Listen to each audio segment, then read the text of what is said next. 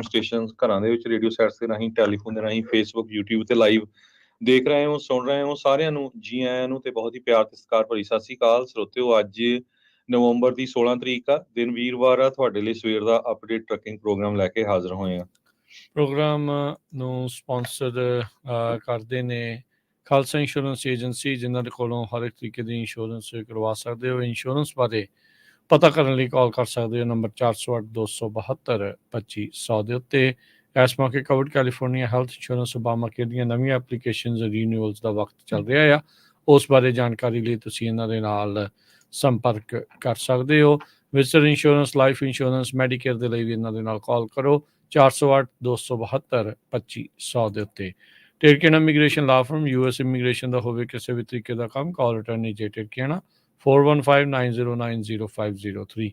Manjeet Singh Kular, Avtar Singh Manzil Clovis, Satnam Singh, Amarjit Singh Dasan, Sunny Purewal, Yuba City, Lakhvir Singh Samra Texas, Gurmel Singh Bakersfield, Harnek Singh Pawla Renton Washington, H&M oil ontario California, Harjit Singh Lathrop, Gurdev Singh Sohal Antelope, Gurmel Singh Balbir Bassi Elk Grove, Karnail Singh Randhawa ਟਰਲੋਕ, Gurnek Singh ਬਾਗੜੀ ਫਰੈਜ਼ਨੋ, ਧਰਮ Singh Raminder Basra Bakersfield, major Singh Sidhu, Vinder Dhaliwal, Nachhattar Singh Gill Bakersfield, Grewal travel services Yuba city, tax, payroll, visa, OCI card, passport ਦੀਆਂ services ਇਹਨਾਂ ਤੋਂ ਲੈ ਸਕਦੇ ਹੋ।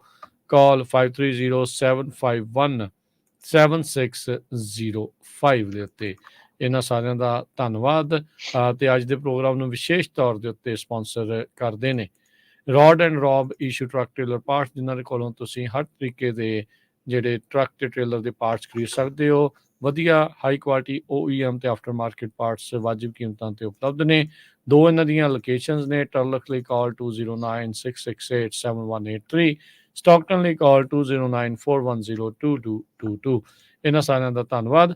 ਜੇ ਤੁਸੀਂ ਵੀ ਇਸ ਪ੍ਰੋਗਰਾਮ ਨੂੰ ਸਪਾਂਸਰ ਕਰਨਾ ਚਾਹੁੰਦੇ ਹੋ, ਸੰਪਰਕ ਕਰ ਸਕਦੇ ਹੋ 4087227698 ਦੇ ਉੱਤੇ। ਤੇ ਟਰੱਕਿੰਗ ਬਾਰੇ ਗੱਲਬਾਤ ਕਰਨ ਦੇ ਲਈ ਜੁੜ ਚੁੱਕੇ ਨੇ ਆਪਣੇ ਨਾਲ ਰਮਨ ਸਿੰਘ ਢਿੱਲੋਂ ਜੀ।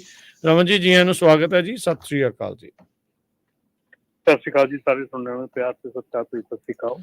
ਸੋ ਟਰੱਕਿੰਗ ਬਾਰੇ ਗੱਲਬਾਤ ਜਿਹੜੀ ਉਹ ਕਰਾਂਗੇ। ਤੁਹਾਡੇ ਵੀ ਜੇ ਸਵਾਲ ਨੇ, ਤੁਸੀਂ ਕੁਝ ਆਪਣੇ ਵਿਚਾਰ ਸ਼ੇਅਰ ਕਰਨਾ ਚਾਹੁੰਦੇ ਹੋ ਵੱਖ-ਵੱਖ ਇਸ਼ੂਜ਼ ਦੇ ਉੱਤੇ ਟਰੱਕਿੰਗ ਨਾਲ ਸੰਬੰਧਿਤ, ਤਾਂ ਉਸ ਦੇ ਲਈ ਕਾਲ ਕਰ ਸਕਦੇ ਹੋ 4082722500 ਦੇ ਉੱਤੇ, 4082725200 ਦੇ ਉੱਤੇ। ਤੇ ਗੱਲਬਾਤ ਜਿਹੜੀ ਸ਼ੁਰੂ ਆਪਣੇ ਰਾਜਕਵੀਰ ਸਿੰਘ ਜੀ, ਟਰੱਕਿੰਗ ਦੀ ਨਿਊਜ਼ ਸ਼ੁਰੂ ਕਰਨ ਤੋਂ ਪਹਿਲਾਂ ਇੱਕ ਜ਼ਰੂਰ ਆਪਾਂ ਬਹੁਤ ਇੰਪੋਰਟੈਂਟ ਨਿਊਜ਼ ਸਾਂਝੀ ਕਰਨੀ ਆ, ਕਿਉਂਕਿ ਆਪਣੇ ਲੋਕਲ ਸੈਨ ਫਰਾਂਸਿਸਕੋ ਬੇ ਏਰੀਏ 'ਚ ਵਾਪਰੀ ਸੀ। ਕੱਲ ਪ੍ਰੈਜ਼ੀਡੈਂਟ ਜੋ ਬਾਈਡਨ ਹੋਣੀ ਤੇ ਚਾਈਨਾ ਦੇ ਪ੍ਰੈਜ਼ੀਡੈਂਟ ਜ਼ੀ ਜਿੰਗਪਿੰਗ, ਉਹਨਾਂ ਦੀ ਮੀਟਿੰਗ ਹੋਈ ਸੀ ਤੇ ਬਹੁਤ ਸਾਰੀਆਂ ਲੋਕਾਂ ਨੂੰ ਆਸਾਂ ਸੀਗੀਆਂ ਵੀ ਜੱਫੀਆਂ ਪੈਣਗੀਆਂ। ਪਰ ਜਦੋਂ ਹੀ 4 ਘੰਟੇ ਦੀ ਮੀਟਿੰਗ ਹੋਈ, ਉਹ ਤੋਂ ਬਾਅਦ ਬਾਹਰ ਆ ਕੇ ਪ੍ਰੈਜ਼ੀਡੈਂਟ ਜੋ ਬਾਈਡਨ ਹੋਣੀ ਇਕੱਲਿਆਂ ਨੇ ਪ੍ਰੈਸ ਕਾਨਫਰੰਸ ਕੀਤੀ। ਉਹਨਾਂ ਨੂੰ ਜਦੋਂ ਕੁਐਸਚਨ ਪੁੱਛਿਆ ਗਿਆ ਵੀ ਤੁਸੀਂ ਜੂਨ ਮਹੀਨੇ 'ਚ ਕਿਹਾ ਸੀ ਵੀ ਜਿਹੜਾ ਜ਼ੀ ਜਿੰਗਪਿੰਗ ਆ ਉਹ ਡਿਕਟੇਟਰ ਹੈਗਾ, ਤੇ ਉਹਨੇ ਕਿਹਾ ਵੀ ਹਾਂ ਉਹ ਡਿਕਟੇਟਰ ਹੀ ਆ, ਉਸ ਕਮਿਊਨਿਸਟ ਕੰਟਰੀ ਨੂੰ ਰਨ ਕਰਦਾ ਆ, ਉਹ ਸਾਡੇ ਨਾਲੋਂ ਡਿਫਰੈਂਟ ਹੈਗੀ ਆ ਉਹਨਾਂ ਦਾ ਚੁਣਨ ਦਾ ਤਰੀਕਾ। ਤੇ ਉਹ ਤੋਂ ਬਾਅਦ ਜੋ ਚਾਈਨਾ ਦੇ ਫੋਰਨ ਮਿਨਿਸਟਰੀ ਦੇ ਸਪੋਕਸ ਪਰਸਨ ਮਾਓ ਨਿੰਗ ਕਰਕੇ ਆ, ਉਹਨੇ ਕਿਹਾ ਵੀ ਇਹ ਸਟੇਟਮੈਂਟ ਬਹੁਤ ਹੀ ਮਾੜੀ ਆ, ਬਹੁਤ ਹੀ ਇਰਰਿਸਪੋਂਸੀਬਲ ਪੋਲੀਟੀਕਲ ਮੈਨੀਪੂਲੇਸ਼ਨ ਹੈਗੀ ਆ। ਪਿਛਲੇ ਮਾਰਚ ਦੇ ਵਿੱਚ ਵੀ ਜਦੋਂ ਜ਼ੀ ਨੂੰ ਤੀਜੀ ਵਾਰ ਪ੍ਰੈਜ਼ੀਡੈਂਟ ਚੁਣਿਆ ਗਿਆ ਸੀ, 3000 ਤੋਂ ਵੱਧ ਚਾਈਨਾ ਦੇ ਰਬੜ ਸਟੈਂਪ ਪਾਰਲੀਮੈਂਟ ਨੇ ਕਹਿੰਦੇ ਉਹਨੂੰ ਚੁਣ ਲਿਆ ਸੀਗਾ। ਸੋ ਹੁਣ ਅੰਦਰ ਕੀ ਹੋਇਆ 4 ਘੰਟੇ ਗੱਲਬਾਤ, ਇਹ ਤਾਂ ਕੁਝ ਪਤਾ ਨਹੀਂ। ਪਰ ਬਾਹਰ ਆ ਕੇ ਜਿਸ ਹਿਸਾਬ ਦੇ ਨਾਲ ਪ੍ਰੈਜ਼ੀਡੈਂਟ ਨੇ ਸਟੇਟਮੈਂਟ ਦਿੱਤੀ ਆ, ਲੱਗਦਾ ਨਹੀਂ ਵੀ ਬਾਹਲੇ ਰਿਲੇਸ਼ਨ ਜਿਹੜੇ ਆ ਉਹ ਚਾਈਨਾ ਦੇ ਨਾਲ ਗੁੱਡ ਹੋਣਗੇ ਜੀ। ਆਲਰੇਡੀ ਉਹਨਾਂ ਨੇ ਮਿਲਟਰੀ ਨੂੰ ਇੱਕ ਦੂਜੇ ਦੇ ਨਾਲ ਰਾਬਤਾ ਦੇ ਵਿੱਚ ਕਰ ਲਿਆ। ਇਹ ਇੱਕ ਚੀਜ਼ ਇਹਨਾਂ ਨੇ ਪੋਜ਼ੀਟਿਵ ਜਿਹੜੀ ਪੇਸ਼ ਕੀਤੀ ਹੈ ਬਾਈਡਨ ਹੋਣਾ ਨੇ, ਜਿਹੜਾ ਉਹ ਦੱਸਿਆ। ਤੇ ਚਾਈਨਾ ਵਾਲਿਆਂ ਨੇ ਵੀ ਜਿਹੜੀਆਂ ਆਪਣੀਆਂ ਜਿਹੜੀਆਂ ਗੱਲਾਂ ਆ ਉਹ ਰੱਖੀਆਂ ਤਾਈਵਾਨ ਦੇ ਮੁੱਦੇ ਨੂੰ ਲੈ ਕੇ। ਫੈਂਟਨਲ ਦੇ ਮੁੱਦੇ ਦੇ ਉੱਤੇ ਦੋਨਾਂ ਮੁਲਕਾਂ ਨੇ ਸਾਂਝੇ ਤੌਰ ਦੇ ਉੱਤੇ ਕੰਮ ਕਰਨ ਦੀ ਜਿਹੜੀ ਵਚਨਬੱਧਤਾ ਦਿਖਾਈ। ਕਹਿੰਦੇ ਕਿਉਂਕਿ ਚਾਈਨਾ ਤੋਂ ਬਹੁਤ ਜ਼ਿਆਦਾ ਰਾ ਮਟੀਰੀਅਲ ਜਾਂਦਾ ਸੀ ਫੈਂਟਨਲ ਦੇ ਲਈ, ਕੈਮੀਕਲਸ ਜਿਹੜੇ ਬਣਦੇ ਆ। ਦੋਨੋਂ ਮੁਲਕ ਕਹਿੰਦੇ ਆ ਵੀ ਅਸੀਂ ਉਸ ਦੇ ਉੱਤੇ ਕੰਟਰੋਲ ਜਿਹੜਾ ਹੁਣ ਉਹ ਕਰਾਂਗੇ। ਉਧਰ ਬੇ ਏਰੀਏ ਤੋਂ ਇੱਕ ਜਿਹੜੀ ਇਹ ਖਬਰ ਇਸ ਟਾਈਮ ਮੈਂ ਨਾ, ਬੇ ਬ੍ਰਿਜ ਇਸ ਟਾਈਮ ਬੰਦ ਪਿਆ ਸੀਗਾ। ਤੇ ਬੇ ਬ੍ਰਿਜ ਟੋਲ ਪਲਾਜ਼ਾ ਦੇ ਵਿੱਚ ਜਿਹੜੇ ਪ੍ਰੋ ਪੈਲਸਟੀਨੀਅਨ ਪ੍ਰੋਟੈਸਟਰਸ ਆ ਉਹਨਾਂ ਨੇ ਬੇ ਬ੍ਰਿਜ ਨੂੰ ਸ਼ਟ ਡਾਊਨ ਕਰ ਦਿੱਤਾ ਸੀ। ਕੱਲ ਉਦਾਂ ਆਪਾਂ ਦੇਖਿਆ ਸੀਗਾ ਸ਼ੀ ਜਿੰਪਿੰਗ ਦੇ ਆਉਣ ਕਰਕੇ ਵੀ ਉੱਥੇ ਕਈ ਪ੍ਰੋਟੈਸਟਰਸ ਪੂਰੇ ਜਿਹੜੇ ਸੈਨ ਫਰਾਂਸਿਸਕੋ ਦੇ ਵਿੱਚ ਦੇਖੇ ਗਏ ਸੀ ਉਹਦੀ ਵਿਰੋਧਤਾ ਕਰਦੇ ਹੋਏ। ਪਰ ਅੱਜ ਪ੍ਰੋ ਪੈਲਸਟੀਨੀਅਨ ਪ੍ਰੋਟੈਸਟਰਸ ਦੇ ਦੁਆਰਾ ਵੈਸਟ ਬਾਉਂਡਸ ਜਿਹੜੀਆਂ ਲੇਨਸ ਆ ਸੈਨ ਫਰਾਂਸਿਸਕੋ ਓਕਲੈਂਡ ਦਾ ਜਿਹੜਾ ਬੇ ਬ੍ਰਿਜ ਆ ਉਸ ਨੂੰ ਬੰਦ ਕਰ ਦਿੱਤਾ ਗਿਆ। CHP ਵਾਲਿਆਂ ਨੇ ਹੁਣ 10 ਵਜੇ ਉੱਥੇ ਪ੍ਰੈਸ ਕਾਨਫਰੰਸ ਜਿਹੜੀ ਉਹ ਕਰਨੀ ਆ ਹੁਣ ਤੋਂ ਤਕਰੀਬਨ ਪੌਣੇ ਘੰਟੇ ਬਾਅਦ। ਕੱਲ ਸਾਰਾ ਡਾਊਨਟਾਊਨ ਜਿਹੜਾ ਫ੍ਰੀ ਤਿੱਬਤ ਤੇ ਫ੍ਰੀ ਹਾਂਗਕਾਂਗ ਵਾਲੇ ਜਿਹੜੇ ਪ੍ਰੋਟੈਸਟਰਸ ਆ ਉਹਨਾਂ ਨੇ ਬੰਦ ਕੀਤਾ ਹੋਇਆ ਸੀ ਜੀ। ਤੇ ਹੁਣ ਆਪਾਂ ਟਰੈਕਿੰਗ ਵੱਲ ਨੂੰ ਰਮਨ ਜੀ ਵੱਧਦੇ ਜਾਈਏ। ਮਾਰਕੀਟ ਕੰਡੀਸ਼ਨਸ ਤੋਂ ਜਿਹੜੀ ਸ਼ੁਰੂਆਤ ਕਰਦੇ ਹਾਂ। ਕੀ ਹੈ ਜੀ ਲੇਟੈਸਟ ਮਾਰਕੀਟ ਕੰਡੀਸ਼ਨਸ ਟਰੈਕਿੰਗ ਨੂੰ ਲੈ ਕੇ? ਸੋ ਇਸ ਵੇਲੇ ਰਾਜਕਰਨ ਜਿਹੜੀ ਮਾਰਕੀਟ ਕੰਡੀਸ਼ਨ ਹੈਗੀ ਆ ਉਹ ਕਾਫੀ ਜਿਹੜੀ ਆ ਦਾਇਰ ਹੈਗੀ। ਆਪਾਂ ਬਾਰ-ਬਾਰ ਉਹੀ ਗੱਲ ਹਮੇਸ਼ਾ ਉਹੀ ਗੱਲ ਕਰਦੇ ਹੈਗੇ ਆ। ਉਦੋਂ ਦਾ ਆਪਣੇ ਜਿਹੜੇ ਉਹ ਕਾਫੀ ਇਸ ਚੀਜ਼ ਨੂੰ ਸੁਣ ਕੇ ਪਰੇਸ਼ਾਨ ਵੀ ਰਹਿੰਦੇ ਆ। ਪਰ ਡੈਫੀਨੇਟਲੀ ਜਿਹੜੀ ਸਿਚੁਏਸ਼ਨ ਹੈਗੀ ਆ ਉਹ ਕੁਛ ਚੰਗੀ ਨਹੀਂ ਹੈਗੀ। ਜਿਹੜਾ ਆਪਣਾ ਫਰੇਟ ਹੈਗਾ ਆ, ਜਿਹੜਾ ਓਵਰਆਲ ਫਰੇਟ ਹੈਗਾ, ਜਿਹੜਾ ਐਕਸਪੋਰਟ ਇੰਪੋਰਟ ਹੈਗਾ ਆ, ਉਹ 4% ਵਧਿਆ ਹੈਗਾ 2019 ਤੋਂ। ਜਿਹੜੀ ਵੋਲਿਊਮ ਹੈਗੀ ਵਧੀ ਹੈਗੀ ਆ, ਪਰ ਜਿਹੜੀ ਲੋਡਾਂ ਦੀ ਵੋਲਿਊਮ ਹੈਗੀ ਆ ਜਾਂ ਲੋਡਾਂ ਦਾ ਜਿਹੜਾ ਕੰਮ ਹੈਗਾ ਆ ਉਹ ਘਟਿਆ ਹੈਗਾ ਆ। ਉਹਦੇ ਵਿੱਚ ਵਾਧਾ ਨਹੀਂ ਹੋਇਆ ਹੈਗਾ। ਉੱਥੇ ਸਾਡੀ ਜਿਹੜੀ ਅਜੇ ਵੀ ਸਟਿਲ ਜਿਹੜੀ ਕਪੈਸਿਟੀ ਹੈਗੀ ਆ ਉਹ ਕਾਫੀ ਮਤਲਬ ਕਿ ਜ਼ਿਆਦਾ ਹੈਗੀ ਆ। ਸੋ ਇਸ ਕਰਕੇ ਓਵਰਆਲ ਜਿਹੜਾ ਇਸ ਵੇਲੇ ਕੰਮ ਹੈਗਾ ਉਹ ਕਾਫੀ ਟਾਈਟ ਹੈਗਾ। ਤੇ ਇਹਦੇ ਨਾਲ ਨਾਲ ਹੀ ਰਾਜਕਰਨ ਜਿਹੜੀਆਂ ਚੀਜ਼ਾਂ ਜਿਹੜੀਆਂ ਇਸ ਵੇਲੇ ਹੋਣ ਜਾ ਰਹੀਆਂ, ਜਿਹੜੀਆਂ ਵਾਪਰਨ ਜਾ ਰਹੀਆਂ, ਔਰ ਕਾਫੀ ਕਾਲਸ ਆਈਆਂ ਹੈਗੀਆਂ। ਮੇਰੇ ਖਿਆਲ ਮੈਂ ਉਹ ਇੱਥੋਂ ਹੀ ਸ਼ੁਰੂ ਕਰਦੇ ਹਾਂ ਆਪਾਂ ਜਿਹੜੀ ਗੱਲਬਾਤ ਹੈਗੀ ਆ। ਮਾਰਕੀਟ ਦੇ ਨਾਲ ਨਾਲ ਜਿਹੜੀਆਂ ਰੂਲ ਐਂਡ ਰੈਗੂਲੇਸ਼ਨਸ ਹੈਗੇ ਆ ਉਹ ਕਾਫੀ ਜਿਹੜੇ ਆ ਟਾਈਟ ਹੋ ਰਹੇ ਆ ਆਉਣ ਵਾਲੇ ਸਮੇਂ ਦੇ ਵਿੱਚ, ਜਿਹਦੇ ਵਿੱਚ ਕਿ ਇੱਕ ਕਾਰਬ ਦੇ ਬਾਰੇ ਦੇ ਵਿੱਚ ਸ਼ਾਇਦ ਤੁਸੀਂ ਵੀ ਹੋਰ ਪ੍ਰੋਗਰਾਮ 'ਚ ਵੀ ਗੱਲ ਹੋਈ ਆ। ਤੇ ਆਪਣੇ ਇਸ ਪ੍ਰੋਗਰਾਮ 'ਚ ਤੇ ਆਪਾਂ ਲਾਸਟ ਈਅਰ ਦੇ ਜਿਹੜੇ ਸਮੌਗ ਚੈੱਕ ਦੀ ਉਹ ਗੱਲ ਕਰਦੇ ਆ ਰਹੇ ਆ ਜੀ।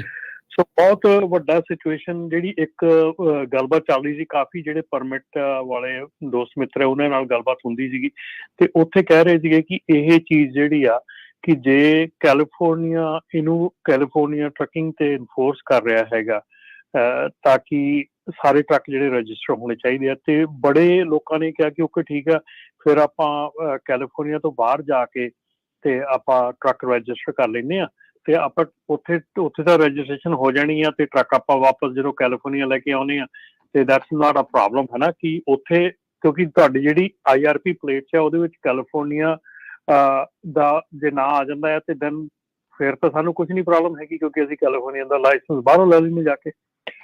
ਪਰ ਹੁਣ ਜਿਹੜੀ ਕੱਲ ਕੈਲੀਫੋਰਨੀਆ ਏਅਰ ਰਿਸੋਰਸ ਬੋਰਡ ਤੋਂ ਜਿਹੜੀ ਈਮੇਲ ਮਿਲੀ ਹੈਗੀ ਆ ਉਹਦੇ ਵਿੱਚ ਕਲੀਅਰ ਕੀਤਾ ਗਿਆ ਹੈ ਕਿ IRP ਜਿਹੜੀ ਆ ਇੰਟਰਨੈਸ਼ਨਲ ਜਿਹੜੀ ਉਹਨਾਂ ਦੀ ਆਪਣੀ ਸਾਰੀਆਂ ਸਟੇਟਸ ਦੇ ਵਿੱਚ ਜਿਹੜਾ ਕਾਂਟਰੈਕਟ ਹੈਗਾ, ਜੋ ਵੀ ਉਹਨਾਂ ਦਾ ਸਮਝੌਤਾ ਆ, ਉਹਦੇ ਤਹਿਤ ਉਹ ਉਸ ਚੀਜ਼ ਨੂੰ ਬੰਦ ਨਹੀਂ ਕਰ ਸਕਦੇ ਕਿ ਉਹਦੇ 'ਚ ਕੈਲੀਫੋਰਨੀਆ ਜੇ ਟੈਕਸਸ ਸਟੇਟ 'ਚ ਪਲੇਟ ਲੈਂਦੇ ਤਾਂ ਕੈਲੀਫੋਰਨੀਆ ਐਡ ਕਰ ਦਿੰਦੇ, ਕੈਲੀਫੋਰਨੀਆ ਮਤਲਬ ਐਡ ਹੋਊਗੀ ਸਾਡੀ ਪਲੇਟ 'ਤੇ। ਪਰ ਪ੍ਰੋਬਲਮ ਹੁਣ ਇੱਥੇ ਆ ਕਿ ਕੈਲੀਫੋਰਨੀਆ ਨੇ ਇਹ ਗੱਲ ਕੀਤੀ ਹੈ ਕਿ ਅਸੀਂ ਹਰ ਇੱਕ ਪੋਰਟ ਆਫ ਐਂਟਰੀ ਜਿਹੜੀ ਵੀ ਹੈਗੀ ਆ, ਸਾਡੀ ਪੋਰਟ ਆਫ ਐਂਟਰੀ ਆ ਜਿੱਥੋਂ ਟਰੱਕ ਕਾਰਾਂ ਜਿੱਥੇ ਵੀ ਐਂਟਰ ਕਰਦੇ ਆ ਕੈਲੀਫੋਰਨੀਆ ਦੇ ਵਿੱਚ, ਹਰ ਪੋਰਟ ਆਫ ਐਂਟਰੀ ਤੇ ਦੋ ਚੀਜ਼ਾਂ ਇਸ ਵੇਲੇ ਜਿਹੜੀਆਂ ਲੱਗਣ ਜਾ ਰਹੀਆਂ। ਇੱਕ ਕਿ ਜਿਹੜੇ ਸਮੌਗ ਚੈੱਕ ਹੈਗੇ ਆ ਜਿਹੜੇ ਕਿ ਰਿਮੋਟ ਚੈੱਕ ਕਰਦੇ ਆ ਸੈਂਸਰ ਦੇ ਤੌਰ ਤੇ। ਸੈਕਿੰਡ ਥਿੰਗ ਉਹ ਲਾਉਣ ਜਾ ਰਹੇ ਆ ਕੈਲੀਫੋਰਨੀਆ ਦੇ ਪੋਰਟ ਆਫ ਐਂਟਰੀ ਤੇ ਹੋਰ ਕੈਲੀਫੋਰਨੀਆ ਦੇ ਵਿਦਇਨ ਕੈਲੀਫੋਰਨੀਆ ਤੇ ਪੋਰਟ ਆਫ ਐਂਟਰੀ ਸਪੈਸ਼ਲੀ ਕਿ ਲਾਇਸੈਂਸ ਪਲੇਟ ਟਰੈਕਰ। ਸੋ ਜਦੋਂ ਟਰੱਕ ਤੁਹਾਡਾ ਉੱਥੋਂ ਜਾਂ ਗੱਡੀ ਤੁਹਾਡੀ ਲੰਘਦੀ ਆ ਉੱਥੋਂ ਤੇ ਉਹ ਲਾਇਸੈਂਸ ਪਲੇਟ ਟਰੈਕ ਹੁੰਦੀ ਆ। ਲਾਇਸੈਂਸ ਪਲੇਟ ਜਿਹੜੀ ਟਰੈਕ ਹੋਣ ਤੋਂ ਬਾਅਦ ਰੀਡ ਹੋਣ ਤੋਂ ਬਾਅਦ ਉਹ ਦੇਖਿਆ ਜਾਂਦਾ ਕਿ ਉਹ ਟਰੱਕ ਜਿਹੜਾ ਉਹ ਕਾਰ ਦੇ ਨਾਲ ਰਜਿਸਟਰ ਹੈਗਾ ਕਿ ਨਹੀਂ ਹੈਗਾ। ਸੋ ਜੇ ਉਹ ਟਰੱਕ ਕਾਰ ਦੇ ਨਾਲ ਰਜਿਸਟਰ ਨਹੀਂ ਹੈਗਾ ਤੇ ਨਾਨ ਕੰਪਲਾਇੰਟ ਟਰੱਕ ਆ then that person has a problem. ਉਹ ਟਰੱਕ ਦੀ ਪ੍ਰੋਬਲਮ ਸ਼ੁਰੂ ਹੋ ਜਾਂਦੀ, ਉੱਥੇ ਕਿ ਲੈਟਰ ਜਾਣੇ ਸ਼ੁਰੂ ਹੋ ਜਾਂਦੇ ਆ and then fine and then on and on. ਉਹ ਸਾਰਾ ਕੁਝ ਜਿਹੜਾ ਆ ਉਹ ਉੱਥੇ ਸ਼ੁਰੂ ਹੋ ਜਾਂਦਾ ਆ। ਸੋ ਬੇਸਿਕਲੀ ਜਿਹੜੇ ਵੀ ਮੇਰੇ ਦੋਸਤ ਮਿੱਤਰ ਵੀਰ ਜਿਹੜੇ ਕਹਿੰਦੇ ਸੀਗੇ ਕਿ ਅਸੀਂ ਦੂਜੀ ਸਟੇਟ 'ਚ ਜਾ ਕੇ ਰਜਿਸਟਰ ਕਰ ਲਵਾਂਗੇ ਜਾਂ ਦੂਜੀ ਸਟੇਟ ਦੇ ਵਿੱਚੋਂ ਇੱਧਰ ਆ ਜਾਵਾਂਗੇ, ਉੱਥੋਂ ਸਾਨੂੰ IRP ਦੇ ਉੱਤੇ ਪਲੇਟ ਹੈਗੀ ਆ, ਸੋ IRP ਦੇ ਸਟੇਟ ਹੈਗੀ ਆ। ਸੋ ਉਹ ਜਿਹੜੀ ਚੀਜ਼ ਆ ਉਹ ਮੇਰੇ ਖਿਆਲ ਦੇ ਵਿੱਚ ਸ਼ਾਇਦ ਕੰਮ ਨਹੀਂ ਕਰਨੀ ਆ ਇਸ ਵੇਲੇ। ਜਿਹੜੀ ਆ ਇਹ ਚੀਜ਼ ਆ ਰਹੀ ਆ ਕਿ ਜਿਹੜੇ ਆਪਣੀ ਟਰੈਕਰ ਹੈਗੇ ਆ, ਪਲੇਟ ਟਰੈਕਰ ਆ, ਉਹ ਮੇਨ ਇਸ ਵੇਲੇ ਮੁੱਦਾ ਬਣ ਜਾ ਰਹੇ ਆ। ਔਰ ਜੇ ਤੁਸੀਂ ਕੈਲੀਫੋਰਨੀਆ ਦੇ ਵਿੱਚ ਬੇਸਿਕਲੀ ਆਉਣਾ ਹੈਗਾ, ਕੈਲੀਫੋਰਨੀਆ ਦੇ ਵਿੱਚੋਂ ਪਿਕਅਪ ਕਰਨੀ, ਡ੍ਰੌਪ ਕਰਨੀ ਹੈ, ਕੁਛ ਵੀ ਕਰਨਾ, ਕੈਲੀਫੋਰਨੀਆ ਐਂਟਰ ਕਰਨਾ ਹੈ, ਤੇ ਤੁਹਾਨੂੰ ਇਹ ਜਿਹੜਾ ਕਾਰ ਦੇ ਨਾਲ ਟਰੱਕ ਜਿਹੜਾ ਰਜਿਸਟਰ ਕਰਨਾ ਹੀ ਪੈਣਾ ਆ। ਔਰ ਮੇਕ ਸ਼ੋਰ ਕਿ ਉਹ ਜਿਹੜਾ ਟਰੱਕ ਹੈਗਾ ਆ ਉਹ ਕਾਰ ਕੰਪਲਾਇੰਟ ਹੋਵੇ। ਉਹ ਜੇ ਉਹ ਕਾਰ ਕੰਪਲਾਇੰਟ ਨਹੀਂ ਹੈਗਾ ਤੇ ਬੇਸਿਕਲੀ ਉਹ ਰਜਿਸਟਰ ਨਹੀਂ ਹੋ ਸਕਦਾ। ਜੇ ਉਹ ਰਜਿਸਟਰ ਨਹੀਂ ਹੋ ਸਕਦਾ ਤੇ ਡੈਫੀਨੇਟਲੀ ਉਹ ਟਰੱਕ ਇਸ ਸਟੇਟ 'ਚ ਨਹੀਂ ਆ ਸਕਦਾ। ਸੋ ਇਹ ਕਾਫੀ ਮਤਲਬ ਕਿ ਕਲੀਅਰ ਥੋੜੀ ਸਟੇਟਮੈਂਟ ਸੀਗੀ ਕੱਲ ਈਮੇਲ ਵਿੱਚ ਜਿਹੜੀ ਅਸੀਂ ਦੇਖੀ ਆ। ਉੱਦਾਂ ਅਸੀਂ ਕਾਰ ਦੇ ਨਾਲ ਗੱਲ ਕਰਨ ਦੀ ਕੋਸ਼ਿਸ਼ ਕੀਤੀ ਸੀ ਤਾਂ ਉਦੋਂ ਸਾਨੂੰ ਕਲੀਅਰ ਮਤਲਬ ਕਿ 2-3 ਹਫ਼ਤੇ ਪਹਿਲਾਂ ਜਦੋਂ LA 'ਚ ਮਿਲੇ ਸੀਗੇ ਤੇ ਕਲੀਅਰ ਆਨਸਰ ਨਹੀਂ ਸੀ ਮਿਲਿਆ। ਪਰ ਡੈਫੀਨੇਟਲੀ ਇਹਦੇ ਵਿੱਚ ਹੁਣ ਆ ਜਿਹੜਾ ਕਲੀਅਰ ਆਨਸਰ ਹੈਗਾ ਕਿ ਜਿਹੜੀਆਂ ਪਲੇਟਾਂ ਹੈਗੀਆਂ ਉਹ ਸਕੈਨ ਹੋਣੀਆਂ ਹੈਗੀਆਂ। ਸੋ ਇਸ ਵੇਲੇ ਜਿਹੜੀ ਤੁਹਾਡੀ ਪਰ ਟਰੱਕ ਦੀ ਫੀਸ ਹੈਗੀ ਮੇਰੇ ਖਿਆਲ $30 ਹੈ, ਕੰਪਨੀ ਦੀ $100 ਹੈ। ਸੋ ਜੇ ਤੁਸੀਂ ਤੁਹਾਡਾ ਇੱਕ ਟਰੱਕ ਟਰੈਕ ਹੋ ਜਾਂਦਾ ਹੈ ਤੇ ਤੁਹਾਡੇ ਜਿੰਨੇ ਵੀ ਟਰੱਕ ਤੁਹਾਡੀ ਕੰਪਨੀ 'ਚ ਆ ਬੇਸਿਕਲੀ ਉਹਨਾਂ ਤੇ ਸਾਰਿਆਂ ਤੇ ਅਸਰ ਪਊਗਾ। ਸੋ ਡੈਫੀਨੇਟਲੀ ਆਉਣ ਵਾਲੇ ਸਮੇਂ ਦੇ ਵਿੱਚ ਇੱਥੇ ਹੋਰ ਕਲੈਰਿਟੀ ਤੇ ਹੋਰ ਚੀਜ਼ਾਂ ਜਿਹੜੀਆਂ ਆਪਾਂ ਲੈ ਕੇ ਆਉਂਦੇ ਰਹਾਂਗੇ। ਜੀ ਬਿਲਕੁਲ ਸਰੋਤਿਓ, ਸੋ ਜੇ ਤੁਹਾਡਾ ਵੀ ਇਹਦੇ ਸੰਬੰਧ ਦੇ ਵਿੱਚ ਕੋਈ ਕੁਐਸਚਨ ਹੋਇਆ ਤੇ ਤੁਸੀਂ ਕਾਲ ਕਰ ਸਕਦੇ ਹੋ 408-272-5200 ਤੇ ਅਗਲੀ ਖਬਰ ਵੱਲ ਚਲੀਏ। ਜਿਹੜੇ ਐਕਸਪਰਟਸ ਆ ਉਹ ਇਹ ਕਹਿ ਰਹੇ ਆ ਵੀ ਜੋ ਟਰੱਕਿੰਗ ਆ ਉਹ right now great trucking recession ਚੱਲ ਰਿਹਾ ਹੈਗਾ ਤੇ ਇਹਦਾ ਜਿਹੜਾ ਇੰਪੈਕਟ ਆ ਅਮਰੀਕਨਸ ਦੇ ਉੱਤੇ ਬਹੁਤ ਜ਼ਿਆਦਾ ਪੈਣਾ ਹੈਗਾ ਆ। ਇਸ ਵੇਲੇ ਟਰੱਕਿੰਗ ਕੰਪਨੀਜ਼ ਡਾਰਕ ਟਾਈਮ 'ਚ ਆ, ਕਹਿੰਦੇ ਕਾਲੇ ਸਮੇਂ 'ਚੋਂ ਇੱਕ ਤਰ੍ਹਾਂ ਦੇ ਨਾਲ ਨਿਕਲ ਰਹੀਆਂ ਆ। ਮੇਨ ਕਾਰਨ ਜਿਹੜੇ ਆ ਕਿਸ ਹਿਸਾਬ ਦੇ ਨਾਲ ਡੀਜ਼ਲ ਦੀਆਂ ਪ੍ਰਾਈਸਿਸ ਬਹੁਤ ਹਾਈ ਆ, ਆਪਰੇਟਿੰਗ ਕਾਸਟ ਬਹੁਤ ਜ਼ਿਆਦਾ ਵੱਧ ਗਈ ਹੈਗੀ ਆ। ਕਰੋਨਾ ਵਾਇਰਸ ਦੇ ਦੌਰਾਨ ਡਰਾਈਵਰਸ ਦੀ ਗਿਣਤੀ ਵੀ ਬਹੁਤ ਵੱਧ ਗਈ ਸੀ, ਟਰੱਕਰ ਦੀ ਵੀ ਵੱਧ ਗਈ ਸੀ। ਹੁਣ ਉਹ ਜਿਹੜੀ ਡਿਮਾਂਡ ਘਟ ਗਈ ਆ। ਸੋ ਇਸ ਕਰਕੇ ਆਪਸ ਦੇ ਵਿੱਚ ਜਿਹੜੀ ਆ ਲੋਡ ਚੱਕਣ ਵਾਲਿਆਂ ਦੀ ਫਾਈਟ ਵੀ ਜਿਹੜੀ ਆ ਬਹੁਤ ਜ਼ਿਆਦਾ ਚੱਲ ਰਹੀ ਆ। ਉਹ ਪ੍ਰਾਈਸਿਸ ਜਿਹੜੀ ਆ ਧੜਾ ਧੜ ਜਿਹੜੀਆਂ ਘਟਾ ਰਹੇ ਹੈਗੇ। ਕਹਿੰਦੇ ਡੌਗ ਫਾਈਟ ਬਿਟਵੀਨ ਟਰੱਕਰਸ ਤੇ ਟਰੱਕਿੰਗ ਕੰਪਨੀ ਚੱਲ ਰਹੀ ਹੈਗੀ ਆ। JKC ਟਰੱਕਿੰਗ ਦੇ ਵਾਈਸ ਪ੍ਰੈਜ਼ੀਡੈਂਟ ਤੇ ਕੋ ਓਨਰ ਮਾਈਕ ਕੋਸ਼ਰਸਕੀ ਜੋ ਆ ਉਹਨਾਂ ਨੇ ਇਹ ਦੱਸਿਆ ਹੈਗਾ। ਸੋ ਇਸ ਟਰੱਕਿੰਗ ਰਿਸੈਸ਼ਨ ਦਾ ਆਮ ਲੋਕਾਂ ਦੇ ਉੱਤੇ ਕਿੱਦਾਂ ਅਸਰ ਪੈਣਾ ਆ, ਕਿਉਂਕਿ ਪ੍ਰਾਈਸਿਸ ਤੁਸੀਂ ਦੇਖ ਰਹੇ ਆ ਵੀ ਕਿੰਨੀਆਂ ਜ਼ਿਆਦਾ ਵੱਧ ਗਈਆਂ। ਕੰਜ਼ਿਊਮਰਸ ਨੇ ਜੋ ਮਨੀ ਸਪੈਂਡ ਕਰਨਾ ਵੀ ਘਟਾਇਆ ਹੋਇਆ ਆ। ਨਹੀਂ ਤਾਂ ਅੱਜ ਕੱਲ੍ਹ ਜਿਹੜੇ ਆ 2 ਮਹੀਨੇ ਹੁੰਦੇ ਆ, ਤੁਹਾਨੂੰ ਪਤਾ ਥੈਂਕਸਗਿਵਿੰਗ, ਕ੍ਰਿਸਮਸ, ਕਾਫੀ ਜਿਹੜਾ ਬਿਜ਼ੀ ਹੁੰਦਾ। ਦੂਸਰੇ ਪਾਸੇ ਧੜਾ ਧੜ ਕੰਪਨੀਆਂ ਬੈਂਕਰਪਸੀ ਫਾਈਲ ਕਰ ਰਹੀਆਂ। ਤੁਹਾਡੇ ਨਾਲ ਆਪਾਂ ਜੈਲੋ ਕਾਰਪੋਰੇਸ਼ਨ ਦਾ ਸਾਂਝਾ ਕੀਤਾ ਹੀ ਸੀ ਪਿਛਲੇ ਹਫ਼ਤਿਆਂ ਦੇ ਦੌਰਾਨ। ਉਹਨਾਂ ਨੇ ਚੈਪਟਰ 11 ਬੈਂਕਰਪਸੀ ਫਾਈਲ ਕੀਤੀ ਆ। 30,000 ਇੰਪਲਾਈ ਜਿਹੜੇ ਉਹਨਾਂ ਦੇ ਲੇ ਆਫ ਹੋਏ ਆ। ਕੌਨਵਾਏ ਜਿਹੜੀ ਸਿਆਟਲ ਬੇਸਡ ਸਟਾਰਟਅਪ ਕੰਪਨੀ ਆ ਜਿਹਦੇ ਤੇ $3.8 ਬਿਲੀਅਨ ਇਨਵੈਸਟਰ ਨੇ ਲਾਇਆ ਸੀ, ਉਹ ਉਹਨਾਂ ਨੇ ਬੰਦੇ ਕਰਤੀ ਪਿਛਲੇ ਮਹੀਨੇ। ਤੁਸੀਂ ਇਹ ਹਿਸਾਬ ਲਾ ਲਓ ਵੀ ਜਿਸ ਕੰਪਨੀ ਦੇ ਉੱਤੇ $3.8 ਬਿਲੀਅਨ ਲਾਇਆ ਹੋਵੇ ਉਹ ਬੰਦ ਹੋ ਜਾਵੇ ਤਾਂ ਜਿਹੜੇ ਸਿੰਗਲ ਆਪਰੇਟਰ ਜਾਂ ਹੋਰ ਆ ਉਹਨਾਂ ਦੇ ਉੱਤੇ ਜਿਹੜਾ ਕਿੰਨਾ ਕੁ ਅਸਰ ਜਿਹੜਾ ਇਹਦਾ ਪੈਂਦਾ ਹੈਗਾ। ਸੋ ਓਵਰਆਲ ਟਰੱਕਿੰਗ ਇੰਡਸਟਰੀ ਅੱਜ ਦੀ ਡੇਟ ਦੇ ਵਿੱਚ ਕਹਿੰਦੇ ਪਈ it is not to be a good time to be in trucking industry. ਅੱਜ ਦੀ ਡੇਟ ਦੇ ਵਿੱਚ ਜੋ ਟਰੱਕਿੰਗ ਇੰਡਸਟਰੀ ਦੇ ਨਾਲ ਰਿਲੇਟਡ ਜਿਹੜੇ ਇਕੋਨੋਮਿਸਟ ਆ ਜਾਂ ਹੋਰ ਵੀ ਆ, ਵੀ ਬਹੁਤ ਬੁਰੀ ਸਿਚੁਏਸ਼ਨ ਇਸ ਟਾਈਮ ਚੱਲ ਰਹੀ ਹੈਗੀ ਆ।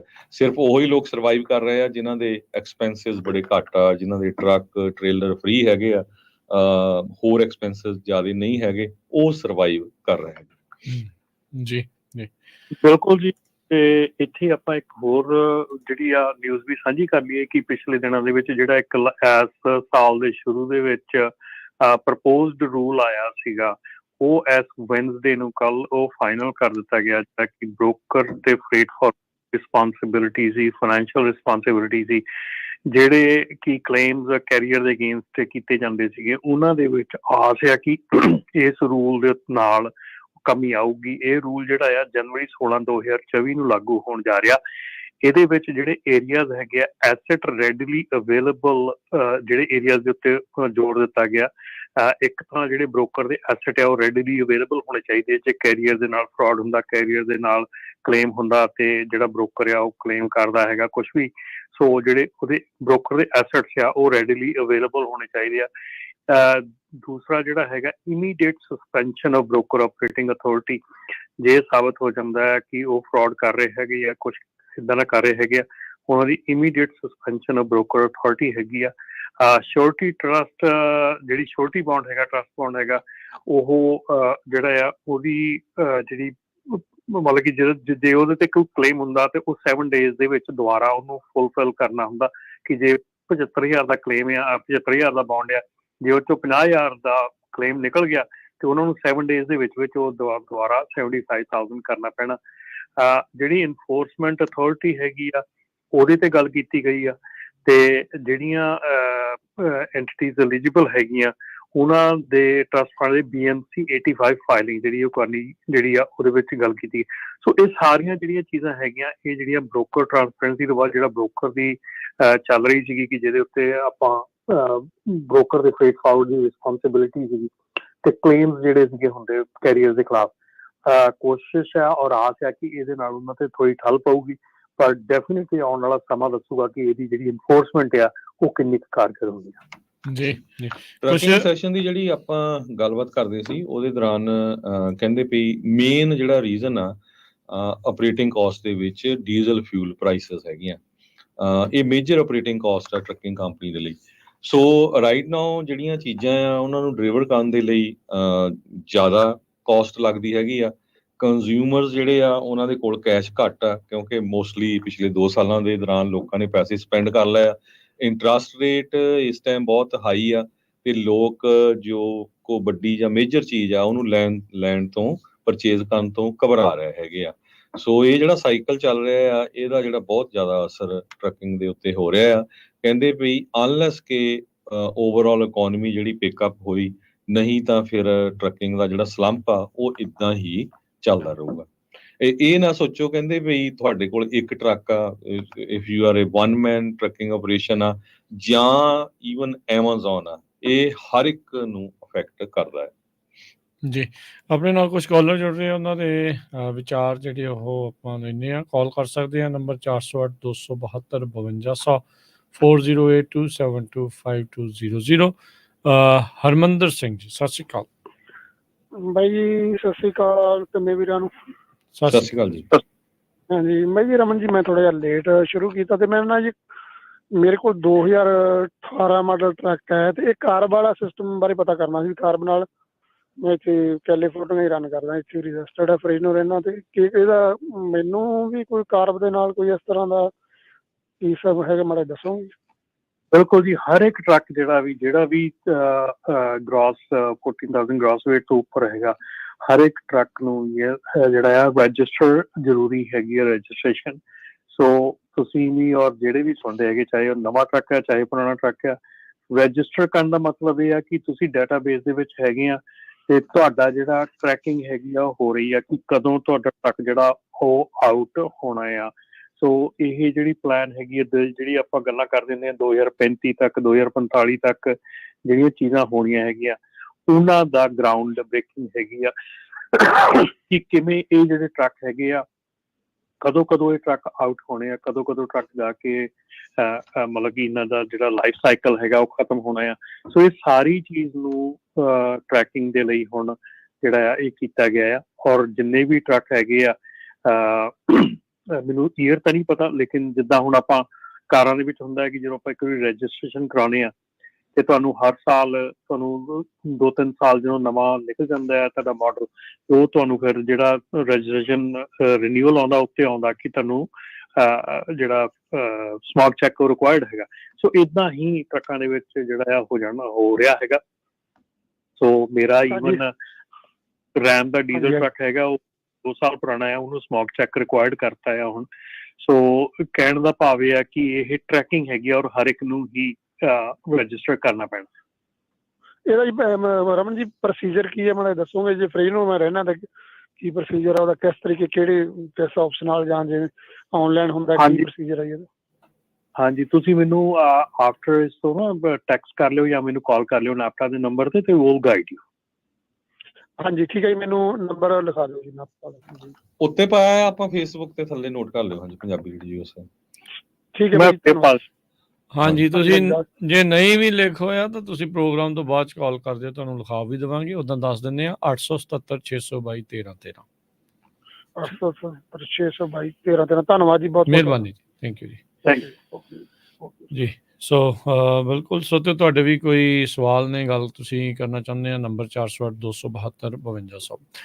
ਹਰਜੋਤ ਸਿੰਘ ਜੀ, ਜਿੱਦਾਂ ਤੁਸੀਂ ਪਹਿਲਾਂ ਜ਼ਿਕਰ ਕੀਤਾ ਤੇ ਰਮਨ ਜੀ ਤੁਸੀਂ ਵੀ ਮਾਰਕੀਟ ਕੰਡੀਸ਼ਨ ਦੀ ਗੱਲ ਕੀਤੀ ਵੀ ਹਨੇਰ ਜਿਹੜਾ ਆ ਉਹ ਛਾਇਆ ਪਿਆ। ਚਲੋ ਪਰ ਇੱਥੇ ਕਿਤੇ ਨਾ ਕਿਤੇ ਇਹ ਵੀ ਹੁੰਦਾ ਆ ਵੀ ਆਪਾਂ ਕਈ ਚੀਜ਼ਾਂ ਦੇ ਵਿੱਚ ਕੋਸਟ ਕਟਿੰਗ ਵੀ ਕਰਨੀ ਪੈਂਦੀ ਆ। ਬਿਜ਼ਨਸਿਸ ਨੂੰ ਅਕਸਰ ਆਪਣੇ ਜਿਹੜੇ ਦਾਅ ਆ ਉਹ ਬਦਲਣੇ ਪੈਂਦੇ ਆ ਜਦੋਂ ਇੱਦਾਂ ਦੇ ਉਤਾਰ ਚੜਾਵ ਜਿਹੜੇ ਉਹ ਚੱਲਦੇ ਆ। ਤੇ ਰਮਨ ਜੀ, ਇਸ ਟਾਈਮ ਕਿਹੜੀਆਂ ਜਿਹੜੀਆਂ ਕੋਸਟ ਕਟਿੰਗ ਮੈਥਡਸ ਆ ਜਾਂ ਕਿਹੜੀਆਂ ਚੀਜ਼ਾਂ ਦੇ ਵਿੱਚ ਕੋਸਟ ਕਟਿੰਗ ਕਰਨੀ ਆ? ਕਿਉਂਕਿ ਕੋਸਟ ਕਟਿੰਗ ਕਰਨ ਦਾ ਵੀ ਇੱਕ ਤਰੀਕਾ ਆ ਵੀ ਕਿੱਥੇ ਕੀਤੀ ਜਾਵੇ, ਕਿਹੜੀ ਚੀਜ਼ ਨੂੰ ਜਿਹੜਾ ਉਹ ਨਹੀਂ ਛੇੜਿਆ ਜਾ ਸਕਦਾ। ਸੋ ਕੀ ਤੁਹਾਡੇ ਸੁਝਾਅ ਨੇ, ਕੀ ਕਿਹੜੀਆਂ ਚੀਜ਼ਾਂ 'ਚ ਕੋਸਟ ਕਟਿੰਗ ਹੋਵੇ ਤੇ ਕਿਹੜੀਆਂ ਚੀਜ਼ਾਂ ਨੂੰ ਐਜ਼ ਇਟ ਇਜ਼ ਛੱਡਿਆ ਜਾਵੇ? ਦੇਖੋ, ਸਾਰਿਆਂ ਨਾਲੋਂ ਪਹਿਲੀ ਜਿਹੜੀ ਕਾਸਟ ਕਟਿੰਗ ਹੈਗੀ ਆ ਉਹ ਹੁੰਦੀ ਆ ਜਿਹੜੀ ਪਰਸਨਲ ਐਕਸਪੈਂਸ ਹੈਗੀ ਆ। ਪਰਸਨਲ ਐਕਸਪੈਂਸ ਦੇ ਵਿੱਚ ਕਾਸਟ ਕਟਿੰਗ ਸਾਰਿਆਂ ਨਾਲੋਂ ਪਹਿਲਾਂ ਸ਼ੁਰੂ ਹੋਣੀ ਚਾਹੀਦੀ ਆ। ਉਸ ਤੋਂ ਬਾਅਦ ਜਿਹੜੇ ਨਾਨ ਐਸੈਂਸ਼ੀਅਲ ਚੀਜ਼ਾਂ ਹੈਗੀਆਂ, ਜਿਹੜੀਆਂ ਮਤਲਬ ਕਿ ਤੁਹਾਡੀਆਂ ਬਿਜ਼ਨਸ ਦੇ ਵਿੱਚ ਤੁਸੀਂ ਠੀਕ ਹੈ ਇੱਕ ਟਾਈਮ ਤੇ ਵਧੀਆ ਸੀਗਾ ਤੇ ਆਪਾਂ ਕਈ ਚੀਜ਼ਾਂ ਕੀਤੀਆਂ ਸੀਗੀਆਂ, ਮੇ ਬੀ ਆਫਿਸ ਵੱਡਾ ਸੀਗਾ, ਇੰਪਲੋਈਜ਼ ਆਪਾਂ ਜ਼ਿਆਦਾ ਸੀਗੇ ਜਾਂ ਆਪਾਂ ਆਵਰਸ ਘੱਟ ਲਾਉਂਦੇ ਸੀਗੇ, ਉੱਥੇ ਧਿਆਨ ਦੇਣਾ ਚਾਹੀਦਾ। ਜਿਹੜੀਆਂ ਚੀਜ਼ਾਂ ਤੁਹਾਡੇ ਬਿਜ਼ਨਸ ਦੇ ਲਈ ਰਿਕੁਆਇਰਡ ਹੈਗੀਆਂ, ਉਸ ਤੋਂ ਬਿਨਾਂ ਤੁਹਾਡਾ ਬਿਜ਼ਨਸ ਜਿਹੜਾ ਉਹ ਚੱਲ ਨਹੀਂ ਸਕਦਾ ਹੈਗਾ, ਜਾਂ ਤੁਸੀਂ ਫਿਊਚਰ ਦੇ ਵਿੱਚ ਉਹ ਬਿਜ਼ਨਸ ਦੇ ਵਿੱਚ ਧੋਖਾ ਖਾ ਸਕਦੇ ਹੋ ਔਰ ਤੁਹਾਨੂੰ ਪ੍ਰੋਬਲਮਸ ਖੜੀਆਂ ਹੋ ਸਕਦੀਆਂ। ਪਲੀਜ਼ ਉਹਨਾਂ ਚੀਜ਼ਾਂ ਦੇ ਉੱਤੇ ਕਾਸਟ ਕਟਿੰਗ ਜਿਹੜੀ ਆ ਉਹ ਨਾ ਕਰੋ, ਕਿਉਂਕਿ ਮੈਜੋਰਟੀ ਟਾਈਮ ਉਹ ਕਾਸਟ ਕਟਿੰਗ ਉੱਥੇ ਸ਼ੁਰੂ ਹੁੰਦੀ ਹੈ ਜਿਹੜੀਆਂ ਰਿਕੁਆਇਰਡ ਚੀਜ਼ਾਂ ਹੈਗੀਆਂ ਤੁਹਾਡੀ ਟੂ ਰਨ ਦਾ ਬਿਜ਼ਨਸ। ਸਾਡੀ ਪ੍ਰੋਬਲਮ ਇਹ ਹੈਗੀ ਆ, ਅਸੀਂ ਉੱਥੇ ਕਾਸਟ ਕਟਿੰਗ ਸ਼ੁਰੂ ਕਰਦੇ ਹਾਂ ਜਿੱਥੇ ਕਿ ਸਾਨੂੰ ਬਿਲਕੁਲ ਹੀ ਕਾਸਟ ਕਟਿੰਗ ਕਰਨੀ ਚਾਹੀਦੀ। ਜਿਵੇਂ ਕਿ ਸਾਡੀਆਂ ਅਸੀਂ ਇੰਸ਼ੋਰੈਂਸ ਦੇ ਵਿੱਚ ਲੈ ਲਓ, ਸਾਡੀਆਂ ਡਰੱਗ ਟੈਸਟਿੰਗ ਦੇ ਵਿੱਚ ਲੈ, ਜਾਂ ਸਾਡੀ ਹੋਰ ਕਿਸੇ ਵੀ ਚੀਜ਼ ਦੇ ਵਿੱਚ ਲੈ ਲਓ, ਅਸੀਂ ਉੱਥੋਂ ਕਾਸਟ ਕਟਿੰਗ ਸ਼ੁਰੂ ਕਰਦੇ ਹਾਂ, ਠੀਕ ਹੈ ਨਾ। ਜਦ ਕਿ ਸਾਨੂੰ ਕਾਸਟ ਕਟਿੰਗ ਜਿਹੜੀ ਆ ਉਹ ਪਰਸਨਲ ਚੀਜ਼ਾਂ ਤੋਂ ਲੈ ਕੇ ਉੱਪਰ ਨੂੰ ਆਉਣਾ ਚਾਹੀਦਾ। ਨਾਨ ਰਿਕੁਆਇਰਡ, ਨਾਨ ਅਸੈਂਸ਼ੀਅਲ ਚੀਜ਼ਾਂ, ਪਰਸਨਲ ਚੀਜ਼ਾਂ, ਉਹਨਾਂ ਸਾਰੇ ਪਾਸਿਓਂ ਤੁਹਾਨੂੰ ਕਾਸਟ ਕਟਿੰਗ ਸ਼ੁਰੂ ਕਰਨੀ ਚਾਹੀਦੀ ਹੈ, ਨਾ ਕਿ ਤੁਹਾਨੂੰ ਕੰਪਨੀ ਦੀ ਰਿਕੁਆਇਰਡ ਜਿਹੜੀ ਲੀਗਲੀ ਰਿਕੁਆਇਰਮੈਂਟਸ ਹੈਗੀਆਂ ਉਹਨਾਂ ਨੂੰ ਕਾਸਟ ਕਟਿੰਗ ਪਹਿਲਾਂ ਕਰਨੀ ਚਾਹੀਦੀ ਹੈ। ਔਰ ਇਹੋ ਹੀ ਚੀਜ਼ ਦੇਖਣ 'ਚ ਆ ਰਹੀ ਹੈ ਇਸ ਵੇਲੇ ਕਿ ਅਸੀਂ ਟੋਟਲੀ ਜਿਹੜੀਆਂ ਸਾਨੂੰ ਰਿਕੁਆਇਰਡ ਆ ਬਾਏ ਲਾਅ, ਔਰ ਮੈਨੂੰ ਹੈਰਾਨੀ ਹੁੰਦੀ ਆ, ਮੈਨੂੰ ਕਾਲਸ ਜਿਹੜੀਆਂ ਨੈਪਟਾ ਦੇ ਵਿੱਚ ਆਉਂਦੀਆਂ ਹੈਗੀਆਂ ਉਹਨਾਂ ਨੂੰ ਸੁਣ ਕੇ ਕਈ ਵਾਰੀ ਹੈਰਾਨੀ ਹੁੰਦੀ ਆ ਕਿ ਇਹ ਆਰ ਯੂ ਸ਼ੋਰ ਕਿ ਤੁਸੀਂ ਆਹ ਚੀਜ਼ ਕਰ ਰਹੇ ਹੈਗੇ ਆ, ਆਰ ਯੂ ਸ਼ੋਰ। ਹੁਣ ਕਈ ਬੰਦਿਆਂ ਨਾਲ ਗੱਲ ਹੁੰਦੀ ਆ, ਉਹ ਕਹਿੰਦੇ ਅਸੀਂ ਤਾਂ ਵਰਕਰਸ ਕੰਮ ਘਟਾਤੀ, ਫਿਰ ਦੇਖਾਂਗੇ ਜਦੋਂ ਕੋਈ ਕਲੇਮ ਪਊਗਾ। ਆਈ ਮੀਨ ਆਰ ਯੂ ਕ੍ਰੇਜ਼ੀ? ਜਿਹੜੀਆਂ ਇਹ ਚੀਜ਼ਾਂ ਹੈਗੀਆਂ ਇਹ ਕਾਸਟ ਕਟਿੰਗ ਨਹੀਂ ਹੈਗੀ। ਯੂ ਨੋ, ਅਸੀਂ ਆਪਣੀ ਜਿਹੜੀ ਆ ਪੇਰੋਲ ਬੰਦ ਕਰ ਦਿੱਤਾ ਹੈਗਾ, ਅਸੀਂ ਮਤਲਬ ਉਹ ਚੀਜ਼ਾਂ ਨੂੰ ਕਾਸਟ ਕਟਿੰਗ ਕਰ ਰਹੇ ਹੈਗੇ ਜਿਹੜੀਆਂ ਚੀਜ਼ਾਂ ਉਸ ਤੋਂ ਬਿਨਾਂ ਤੁਹਾਡਾ ਕੰਮ ਜਿਹੜਾ ਆ ਕੱਲ ਨੂੰ ਬੰਦ ਹੋ ਸਕਦਾ, ਸ਼ਟ ਡਾਊਨ ਹੋ ਸਕਦਾ। ਸੋ ਪਲੀਜ਼ ਕਾਸਟ ਕਟਿੰਗ ਹੈ ਨਾ ਉਹ ਪਰਸਨਲ ਐਕਸਪੈਂਸ ਤੋਂ ਪਹਿਲਾਂ ਸ਼ੁਰੂ ਕਰੋ and then go down the line ਕਿ ਕਿਹੜੀਆਂ ਚੀਜ਼ਾਂ ਤੇ ਤੁਹਾਨੂੰ ਲੱਗਦਾ ਹੈ ਕਿ ਤੁਹਾਡੀਆਂ ਜਿਹੜੀਆਂ ਨਾਨ ਅਸੈਂਸ਼ੀਅਲ ਹੈਗੀਆਂ ਉਹਨਾਂ ਚੀਜ਼ਾਂ ਤੇ, ਚਾਹੇ ਆਫਿਸ ਲਈ ਹੈਗੇ ਆ, ਚਾਹੇ ਆਫਿਸ ਨੂੰ ਛੋਟਾ ਕਰਨਾ ਹੈਗਾ, ਚਾਹੇ ਕੁਛ ਵੀ ਕਰਨਾ ਹੈਗਾ, ਉੱਤੇ ਕਰੋ। ਪਰ ਜਿਹੜੀਆਂ ਅਸੈਂਸ਼ੀਅਲ ਚੀਜ਼ਾਂ ਹੈਗੀਆਂ, ਜਿਹੜੀਆਂ ਰਿਕੁਆਇਰਡ ਬਾਏ ਲਾਅ ਹੈਗੀਆਂ, ਉਹਨਾਂ ਤੇ ਕਾਸਟ ਕਟਿੰਗ ਦੇ ਨਾਲ ਨਾ ਕਰੋ। ਜੀ ਜੀ ਬਿਲਕੁਲ। ਆਪਣੇ ਅਗਲੇ ਕਾਲਰ ਨੇ ਜਸਬੀਰ ਜੀ, ਸਤਿ ਸ਼੍ਰੀ ਅਕਾਲ। ਹਾਂਜੀ, ਤਿੰਨੇ ਭਰਾਵਾਂ ਨੂੰ ਸਤਿ ਸ੍ਰੀ ਅਕਾਲ। ਮੇਰੇ ਨਿੱਕੇ ਜਿਹੇ 2 ਕੁਐਸਚਨ ਹੈ ਜੀ। ਨੰਬਰ 1 ਕੁਐਸਚਨ ਤਾਂ ਇਹ ਹੈ ਬਈ ਡਰਾਈ ਦੇ ਵਿੱਚ ਡਰਾਈਵਰਾਂ ਨੂੰ ਵੇਟਿੰਗ ਕਿੰਨੇ ਘੰਟੇ ਬਾਅਦ ਮਿਲਦੀ ਹੈ ਤੇ ਰੀਫਰ ਦੇ ਵਿੱਚ ਕਿੰਨੇ ਘੰਟੇ ਬਾਅਦ ਮਿਲਦੀ ਹੈ, ਇਹ ਦੱਸਿਆ ਜਾਵੇ ਰਮਨ ਭਾਜੀ ਦੱਸਣ। ਨੰਬਰ 2, ਅਕਸਰ ਆਪਾਂ ਗੱਲ ਕਰਦੇ ਹਾਂ ਜੀ ਵੀ ਬਾਈਡਨ ਸਾਹਿਬ ਲੋ ਇਨਕਮ ਵਾਲਿਆਂ ਨੂੰ ਸਹੂਲਤਾਂ ਬਹੁਤ ਦਿੰਦੇ ਹੈਗੇ ਆ। ਮੇਰੇ ਖਿਆਲ ਦੇ ਵਿੱਚ ਜੀ ਟਰੰਪ ਸਾਹਿਬ ਨੇ ਕਰੋਨਾ ਦੇ ਵਿੱਚ ਸਰਮਾਏਦਾਰਾਂ ਨੂੰ ਵੀ ਪੈਸਾ ਚੰਗਾ ਵੰਡਿਆ ਅਮਰੀਕਾ ਦੇ ਵਿੱਚ, ਮੈਂ ਕੋਈ ਸ਼ੱਕ ਨਹੀਂ ਕੰਪਨੀਆਂ ਨੂੰ, ਉਹਦੀ ਦੁਰਵਰਤੋਂ ਵੀ ਹੋਈ ਹੈ। ਹੁਣ ਟਰੱਕਿੰਗ ਕੰਪਨੀਆਂ ਦੇ ਮਾਲਕ ਡਰਾਈਵਰਾਂ ਦੀ ਸੈਲਰੀ ਘਟਾਈ ਜਾਂਦੇ ਆ ਤੇ ਉਦੋਂ ਇਹਨਾਂ ਨੇ 1.5 ਫੁੱਟ ਦੇ ਚੌੜੇ ਟਾਇਰ ਵੀ ਪਵਾਏ ਆ ਮੇਰੇ ਖਿਆਲ ਦੇ ਵਿੱਚ ਗੱਡੀਆਂ ਨੂੰ। ਹੁਣ ਥੋੜਾ ਜਿਹਾ ਹੌਸਲਾ ਵੀ ਰੱਖਣ। ਇਹ ਇੱਕ ਸਵਾਲ ਹੈ ਜੀ ਮੇਰਾ ਜੀ। ਥੈਂਕ ਯੂ ਜੀ ਬਿਲਕੁਲ ਜੀ, ਮੈਂ ਤੁਹਾਡੇ ਨਾਲ ਸਹਿਮਤ ਹੈਗਾ। ਜਿਹੜੀ ਹੈਗੀ ਆ ਵੇਟਿੰਗ ਟਾਈਮ ਹੈਗਾ, ਵੇਟਿੰਗ ਟਾਈਮ ਦਾ ਕੋਈ ਸੈੱਟ ਸਟੈਂਡਰਡ ਨਹੀਂ ਹੈਗਾ। ਇਹ ਕੋਈ ਇੰਡਸਟਰੀ ਦੇ ਵਿੱਚ ਸਟੈਂਡਰਡ ਸੈੱਟ ਨਹੀਂ ਕੀਤਾ ਗਿਆ ਕਿ ਵੇਟਿੰਗ ਟਾਈਮ ਕੀ ਹੋਣਾ ਚਾਹੀਦਾ ਜਾਂ ਵੇਟਿੰਗ ਟਾਈਮ ਕਿੰਨਾ ਪੇ ਹੋਣਾ ਚਾਹੀਦਾ। ਇਹ ਕੰਪਨੀ ਦਾ ਜਦੋਂ ਤੁਸੀਂ ਹਾਇਰਿੰਗ ਹੁੰਦੀ ਆ, ਕਿਸੇ ਕੰਪਨੀ ਤੁਸੀਂ ਹਾਇਰ ਹੁੰਦੇ ਆ, ਤੁਹਾਡੇ ਹਾਇਰਿੰਗ ਪੈਕੇਜ ਦੇ ਵਿੱਚ ਤੁਹਾਨੂੰ ਜਿਹੜਾ ਆ ਡਿਟੈਂਸ਼ਨ ਟਾਈਮ ਦਾ ਉੱਥੇ ਜੇ ਜ਼ਿਕਰ ਨਹੀਂ ਕੀਤਾ ਗਿਆ ਜਾਂ ਤੁਸੀਂ ਉੱਥੇ ਨਹੀਂ ਪੁੱਛਿਆ ਜਾਂ ਨਹੀਂ ਦੱਸਿਆ ਜਾਂ ਰਿਟਨ 'ਚ ਤੁਹਾਡੇ ਕੋਲ ਨਹੀਂ ਹੈਗਾ, ਤੇ ਡੈਫੀਨੇਟਲੀ ਉਹ ਜਿਹੜਾ ਵੇਟਿੰਗ ਟਾਈਮ ਹੈਗਾ ਉਹਦੀ ਕੋਈ ਸੈੱਟ ਲਿਮਿਟ ਨਹੀਂ ਹੈਗੀ, ਨਾ ਹੀ ਉਹਦਾ ਕੋਈ ਕਹਿ ਲਓ ਵੀ ਰੀਫਰ ਦਾ ਜਾਂ ਡਰਾਈ ਦਾ ਕੋਈ ਐਸਾ ਹੈਗਾ। ਮੈਂ ਅੱਜ ਇੱਕ ਆਰਟੀਕਲ ਪੜ੍ਹ ਰਿਹਾ ਸੀ ਜਿਹਦੇ ਵਿੱਚ ਹੁਣ ਆਪਣਾ ਜਿਹੜਾ ਇਸ ਵੇਲੇ ਚੱਲ ਰਿਹਾ ਹੈਗਾ ਕਿ ਟਰੱਕ ਡਰਾਈਵਰ ਦਾ ਜਿਹੜਾ ਓਵਰ ਟਾਈਮ ਪੇ ਦੀ ਗੱਲ ਚੱਲ ਰਹੀ ਹੈਗੀ ਆ। ਮੈਂ ਕਾਫੀ ਜਿਹੜੇ ਡਰਾਈਵਰ ਸੀਗੇ ਉਹਨਾਂ ਦੀ ਜਿਹੜੀਆਂ ਉਹਨਾਂ ਨੇ ਜਿਹੜੀਆਂ ਈਮੇਲਸ ਲਿਖੀਆਂ ਹੈਗੀਆਂ ਉਹਨਾਂ ਦੇ ਪੀਸਿਸ ਵਿੱਚ ਮਿਲੇ ਸੀਗੇ, ਉਹ ਪੜ੍ਹੇ ਔਰ ਉਹਨਾਂ ਦੇ ਵਿੱਚ ਦੱਸਿਆ ਗਿਆ ਇਹ ਚੀਜ਼ਾਂ ਕਿ ਜਿਹੜੇ ਟਰੱਕ ਡਰਾਈਵਰ ਹੈਗੇ ਆ ਉਹ ਕਿੰਨਾ ਟਾਈਮ ਜਿਹੜਾ ਆ ਉਹ ਲੋਡਸ ਨੂੰ ਪਿਕਅਪ ਕਰਨ ਦੇ ਵਿੱਚ ਜਾਂ ਉਹਨਾਂ ਨੂੰ ਡਿਲੀਵਰ ਕਰਨ ਦੇ ਵਿੱਚ ਉਹ ਟਾਈਮ ਜਿਹੜਾ ਵੇਸਟ ਹੁੰਦਾ ਹੈਗਾ, ਕਿਉਂਕਿ they are paid bye mile ਤੇ ਉਹਨਾਂ ਨੂੰ ਜਿਹੜਾ ਉਹ ਟਾਈਮ ਹੈਗਾ ਉਹ ਪੇ ਨਹੀਂ ਹੁੰਦਾ ਹੈਗਾ। ਜੇ ਓਵਰਆਲ ਤੁਸੀਂ ਟਾਈਮ ਨੂੰ ਸਾਰੇ ਨੂੰ ਕਰੋ ਤੇ ਉਹ ਬਹੁਤ ਘੱਟ ਬਣਦੇ ਹੈਗੇ ਪੈਸੇ। ਸੋ ਇਸ ਕਰਕੇ ਇਹ ਚੀਜ਼ਾਂ ਜਿਹੜੀਆਂ ਹੈਗੀਆਂ ਇਹਨਾਂ ਦੇ ਉੱਤੇ ਟਾਈਮ ਟੂ ਟਾਈਮ ਗੱਲਬਾਤ ਤਾਂ ਚੱਲਦੀ ਆ, ਪਰ ਮੇਰਾ ਖਿਆਲ ਕਾਰਗਰ ਕੋਈ ਵੀ ਇਹਦਾ ਹੱਲ ਨਹੀਂ ਨਿਕਲ ਰਿਹਾ ਔਰ ਨਾ ਹੀ ਨਿਕਲਦਾ ਲੱਗਦਾ ਆ ਆਉਣ ਵਾਲੇ ਫਿਊਚਰ ਦੇ ਵਿੱਚ। ਮੇਰੇ ਆਪਣੇ ਐਕਸਪੀਰੀਅੰਸ ਤੋਂ ਮੈਂ ਦੱਸ ਦਿਆਂ ਕਿ ਇਹ ਚੀਜ਼ਾਂ ਜਿਹੜੀਆਂ ਆ ਇਹ ਟਰੱਕਿੰਗ ਕੰਪਨੀਜ਼ ਨੂੰ ਖੁਦ ਇਨਫੋਰਸ ਕਰਨੀਆਂ ਪੈਣੀਆਂ ਕਿ ਜਿਹੜਾ ਟਾਈਮ ਤੁਸੀਂ ਜਦੋਂ ਤੁਹਾਡੇ ਕੋਲੋਂ ਜਦੋਂ ਸਾਡੇ ਕੋਲ ਟਾਈਮ ਹੁੰਦਾ ਨਾ ਉਦੋਂ ਅਸੀਂ ਇਹ ਚੀਜ਼ਾਂ ਨਹੀਂ ਕਰਦੇ। ਜਦੋਂ ਕੋਵਿਡ ਦੇ ਦਰਮਿਆਨ ਜਦੋਂ ਟਰੱਕਿੰਗ ਕੰਪਨੀ ਦਾ ਟਾਈਮ ਸੀਗਾ ਉਹਦੀਆਂ ਟਰਮਸ ਡਿਕਟੇਟ ਹੁੰਦੀਆਂ ਸੀਗੀਆਂ, ਉਹ that is the time van ਤੁਹਾਨੂੰ ਬ੍ਰੋਕਰ ਨੂੰ ਆਪਣੇ ਕੰਟਰੈਕਟ ਦੇ ਵਿੱਚ ਲਿਆਉਣਾ ਚਾਹੀਦਾ। ਜਿੱਦਾਂ ਬ੍ਰੋਕਰ ਤੁਹਾਨੂੰ ਲੋਡ ਕਨਫਰਮੇਸ਼ਨ ਤੇ ਹੋਰ ਕੰਟਰੈਕਟ ਦੇ ਵਿੱਚ ਸਾਈਨ ਅਪ ਕਰਦਾ, ਕੈਰੀਅਰ ਪੈਕੇਜ ਸਾਈਨ ਕਰਦਾ, ਉਹਦੇ ਸਾਰੀਆਂ ਚੀਜ਼ਾਂ ਤੁਹਾਨੂੰ ਦੱਸਦਾ, ਤੁਹਾਨੂੰ ਆਹ ਚੀਜ਼ਾਂ ਦੇਣੀਆਂ, ਇੱਦਾਂ ਆਹ ਮਿਲਣਾ। ਇੱਦਾਂ ਹੀ ਟਾਈਮ ਪੈਣ ਤੇ ਸਾਨੂੰ ਵੀ ਬ੍ਰੋਕਰ ਨੂੰ ਜਿਹੜਾ ਆ ਉਹ ਕੰਟਰੈਕਟ ਦੇ ਵਿੱਚ ਲਿਆਉਣਾ ਚਾਹੀਦਾ ਕਿ ਜੇ ਮੈਂ ਤੇਰੀ ਵੇਟ ਕੀਤੀ ਆ, ਜੇ ਮੈਨੂੰ ਲੋਡ ਦੀ ਵੇਟ ਕਰਨੀ ਪਈ ਤੇ ਇੰਨੇ ਪੈਸੇ ਮੈਂ ਚਾਰਜ ਕਰਨੇ ਆ। ਇਹ ਮੈਂ ਅੱਜ ਦੀ ਗੱਲ ਕਰ ਰਿਹਾ। ਅੱਜ ਇਹ ਚੀਜ਼ ਜਿਹੜੀ ਹੈ ਨਾ ਬਿਲਕੁਲ ਹੀ ਥੱਲੇ ਬਾਟਮ ਆਫ ਦਾ ਸਟੈਕ ਹੈਗੀ ਆ। 96, 97, 98 ਦੇ ਵਿੱਚ ਜਦੋਂ ਅਸੀਂ ਬੇ ਏਰੀਆ ਦੇ ਵਿੱਚ ਕੰਪਨੀ ਖੋਲੀ ਸੀਗੀ ਉਦੋਂ ਅਸੀਂ $60 ਪਰ ਆਵਰ ਦਾ ਟਾਈਮ ਚਾਰਜ ਕਰਦੇ ਸੀਗੇ ਵੇਟਿੰਗ ਟਾਈਮ। 15 ਮਿੰਟ ਤੋਂ ਬਾਅਦ ਤੁਹਾਡਾ ਵੇਟਿੰਗ ਸ਼ੁਰੂ ਹੋ ਜਾਂਦਾ ਸੀਗਾ ਔਰ ਮੈਂ 30 to 36 ਆਵਰ ਵੇਟ ਕੀਤੀ ਆ ਔਰ ਪੇਡ ਹੋਇਆ $60 ਪਰ ਆਵਰ ਦੇ ਹਿਸਾਬ ਦੇ ਨਾਲ ਇੰਨੇ ਘੰਟਿਆਂ ਦਾ। ਸੋ ਇਹ ਚੀਜ਼ ਜਿਹੜੀ ਆ ਇਹ ਚੀਜ਼ ਸਿਰਫ ਅਸੀਂ ਬ੍ਰੋਕਰ ਤੇ ਨਹੀਂ ਸੁੱਟ ਸਕਦੇ। ਅਸੀਂ ਇਹ ਨਹੀਂ ਕਹਿ ਸਕਦੇ ਕਿ ਅਸੀਂ ਬ੍ਰੋਕਰ ਦੇ ਉੱਤੇ ਡਿਪੈਂਡ ਕਰਦੇ ਹਾਂ। ਯੈਸ, ਬ੍ਰੋਕਰ ਤੇ ਡਿਪੈਂਡ ਕਰਨਾ ਜ਼ਰੂਰੀ ਆ, ਪਰ ਇਹਦੇ ਵਿੱਚ ਸਾਡਾ ਵੀ ਜਿਹੜਾ ਕੰਮ ਆ ਉਹ ਕਿਤੇ ਨਾ ਕਿਤੇ ਆਉਂਦਾ ਕਿ ਅਸੀਂ ਨੈਗੋਸ਼ੀਏਟ ਕਰਨ ਲੱਗੇ ਕਿਸ ਤਰ੍ਹਾਂ ਕਰਦੇ ਆ, ਅਸੀਂ ਲੋਡ ਲੈਣ ਲੱਗੇ ਕਿੰਨੇ ਕੁ ਸਟਰੋਂਗ ਹੈਗੇ ਆ। ਸੋ ਇਹ ਬਹੁਤ ਚੀਜ਼ਾਂ ਦੇ ਉੱਤੇ ਜਿਹੜਾ ਇਹ ਡਿਪੈਂਡ ਕਰਦਾ ਹੈ, ਨਾਟ ਜਸਟ ਕਿ ਉਹਨੇ ਸਾਨੂੰ ਕੀ ਦੇਣਾ ਹੈਗਾ। ਇਹ ਕਿਤੇ ਵੀ ਕੋਈ ਵੀ ਸੈਟ ਗਾਈਡਲਾਈਨਸ ਨਹੀਂ ਹੈਗੀ ਜੀ।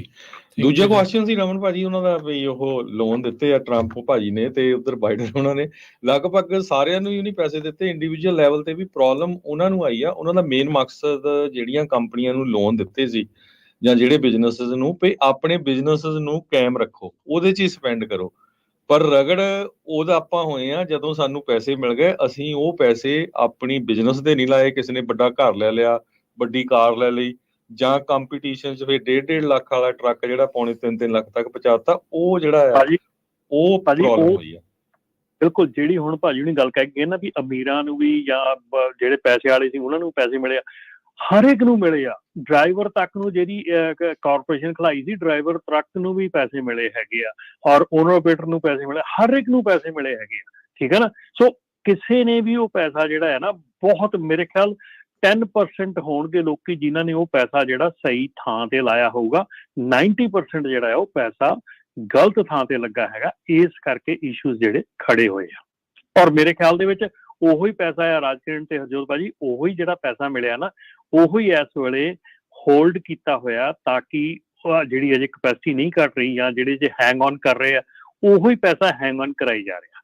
ਸੋ ਅਦਰਵਾਈਜ਼ ਇੰਨੀ ਦੇਰ ਤੱਕ ਹੈਂਗ ਔਨ ਨਹੀਂ ਹੋ ਸਕਦਾ ਜਿਸ ਹਾਲਾਤ ਦੇ ਵਿੱਚ ਮਾਰਕੀਟ ਚੱਲ ਰਹੀ ਹੈ। ਬਿਲਕੁਲ ਜੀ।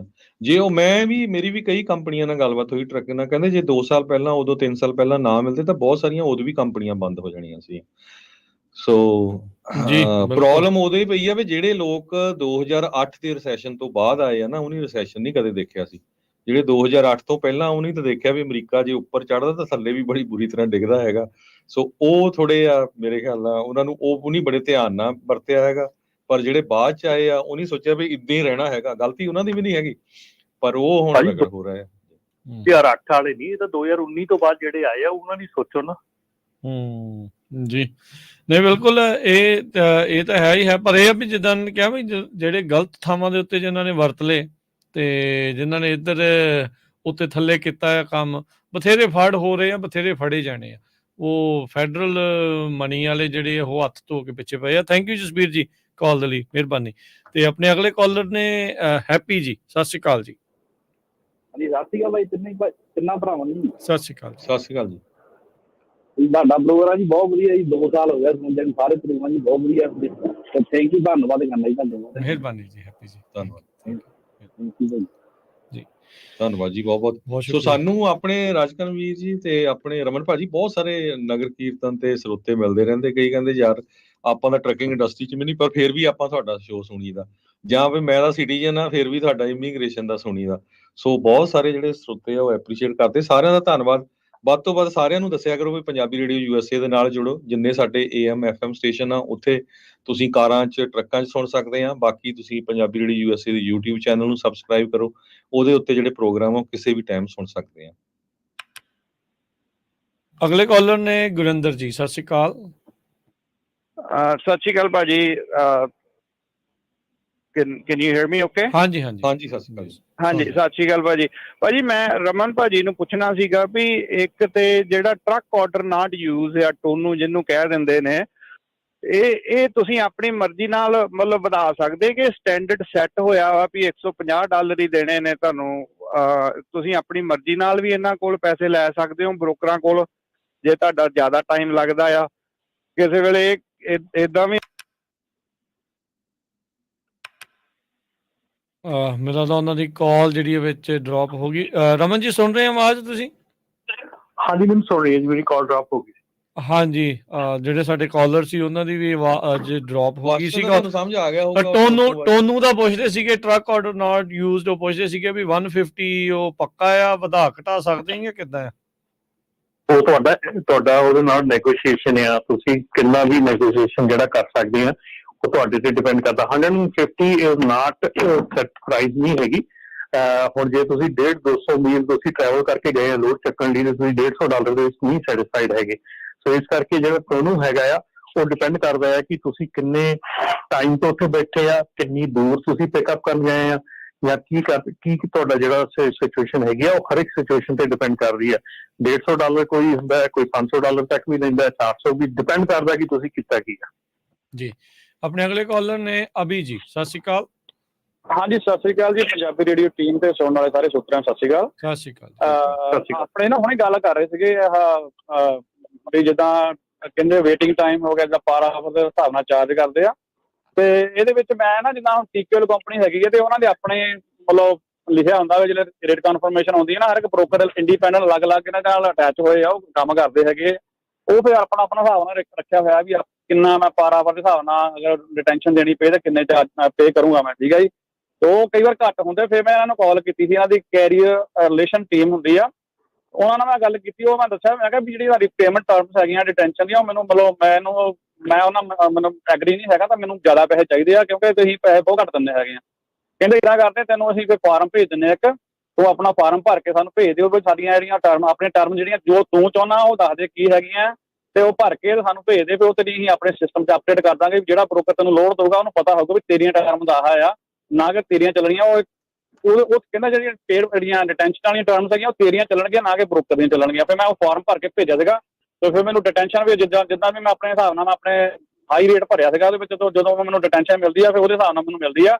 ਬਟ ਇਹਦੇ ਵਿੱਚ ਇਹ ਹੁੰਦਾ ਕਿ ਜੇ ਮਤਲਬ ਵੀ ਮੈਂ ਹੁਣ ਇਕੱਲਾ ਭਰਦਾ, ਸੋਚਾਂ ਵੀ ਮੈਂ ਜਿਹੜੇ ਬ੍ਰੋਕਰ ਤੁਹਾਨੂੰ ਲੋਡ ਦਿੰਦਾ ਤਾਂ ਉਹ ਝੱਕਦਾ ਥੋੜ੍ਹਾ ਜਿਹਾ ਮੈਨੂੰ ਲੋਡ ਦੇਣ ਤੋਂ, ਵੀ ਕਹਿੰਦਾ ਵੀ ਨਹੀਂ ਤੂੰ ਤੇਰੀ ਜਿਹੜੀਆਂ ਟਰਮਸ ਹੈਗੀਆਂ ਉਹ ਤੂੰ ਪੈਸੇ ਹਾਈ ਚਾਰਜ ਕਰਦਾ ਹੈਗਾ ਹਨਾ।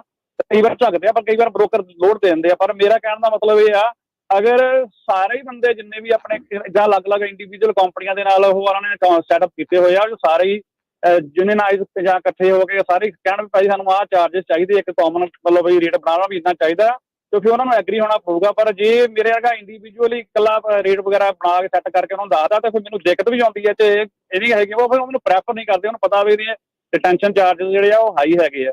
ਬਾਕੀ ਯੂਨੀਅਨ ਇਕੱਠੇ ਹੋਣ ਦੇ ਨਾਲ ਫਿਰ ਪਹਿਲਾਂ ਵੀ ਇੱਕ ਵਾਰ ਕਰਦੇ ਹੁੰਦੇ ਗੱਲਾਂ ਕਰਦੇ ਰਹੀਦੇ ਆਪਾਂ ਵੀ ਇਕੱਠੇ ਹੋਣ ਨਾਲ ਅਸੀਂ ਕਹੀਏ ਨਾ ਵੀ ਜੇ ਅਸੀਂ ਮੰਨ ਲਓ ਫਾਰ ਐਗਜ਼ਾਮਪਲ ਅੱਜ ਸਪੋਜ਼ ਕਰੋ ਸਾਡੀ ਅੱਜ ਯੂਨੀਅਨ ਹੋ ਹੀ ਜਾਂਦੀ ਹੈ ਹਰ ਇੱਕ ਕੈਰੀਅਰ ਜਿੰਨੇ ਵੀ ਹੈਗੇ ਬੰਦੇ, ਚਾਹੇ ਇਕੱਲਾ ਵੱਡਾ ਕੰਪਨੀ ਜਿੱਦਾਂ ਵੀ ਹੈਗੀਆਂ, ਪਰ ਮੰਨ ਲਓ ਅਸੀਂ ਇਕੱਠੇ ਹੋ ਗਏ ਆ, ਅਸੀਂ ਆਪਣੀ ਸਾਰੇ ਸਲਾਹ ਕਰ ਲੈਣਾ, ਪਰ ਅਸੀਂ ਬ੍ਰੋਕਰਾਂ ਦਾ ਮੁਕਾਬਲਾ ਫਿਰ ਵੀ ਨਹੀਂ ਕਰ ਸਕਦੇ। ਇਹ ਮੈਂ ਤੁਹਾਨੂੰ ਸਾਰਿਆਂ ਨੂੰ ਕਲੀਅਰ ਕਰ ਦੇਣਾ ਚਾਹੁੰਦਾ ਕਿ ਬ੍ਰੋਕਰਾਂ ਦਾ ਜਿਹੜਾ ਮੁਕਾਬਲਾ ਜੇ ਅਸੀਂ ਯੂਨੀਅਨ ਵੀ ਕਰ ਲਈਏ ਨਾ ਉਹਨਾਂ ਦਾ ਮੁਕਾਬਲਾ ਨਹੀਂ ਹੋ ਸਕਦਾ, ਪਰ ਅਸੀਂ ਆਪਣਾ ਸਟੈਂਡ ਲੈ ਸਕਦੇ ਹਾਂ ਵੀ ਹਾਂ ਵੀ ਅਸੀਂ ਆਹ ਟਾਣਾ ਤੇ ਚੱਲਣਾ, ਫਿਰ ਅਸੀਂ ਬ੍ਰੋਕਰ ਨੂੰ ਮਜਬੂਰ ਕਰ ਸਕਦੇ ਹਾਂ। ਬਟ ਜਿਹੜੇ ਬ੍ਰੋਕਰ ਹੈਗੇ ਉਹ ਪੜ੍ਹੇ ਲਿਖੇ ਮਤਲਬ ਹੈਗੀ ਆ ਕੈਟਾਗਰੀ ਦੇ ਲੋਕ ਆ, ਉਹਨਾਂ ਨੂੰ ਪਤਾ ਕਿੱਦਾਂ ਹਰ ਇੱਕ ਚੀਜ਼ ਨੂੰ ਕਿੱਦਾਂ ਹੈਂਡਲ ਕਰਨਾ, ਕਿੱਦਾਂ ਕੰਟਰੋਲ ਕਰਨਾ।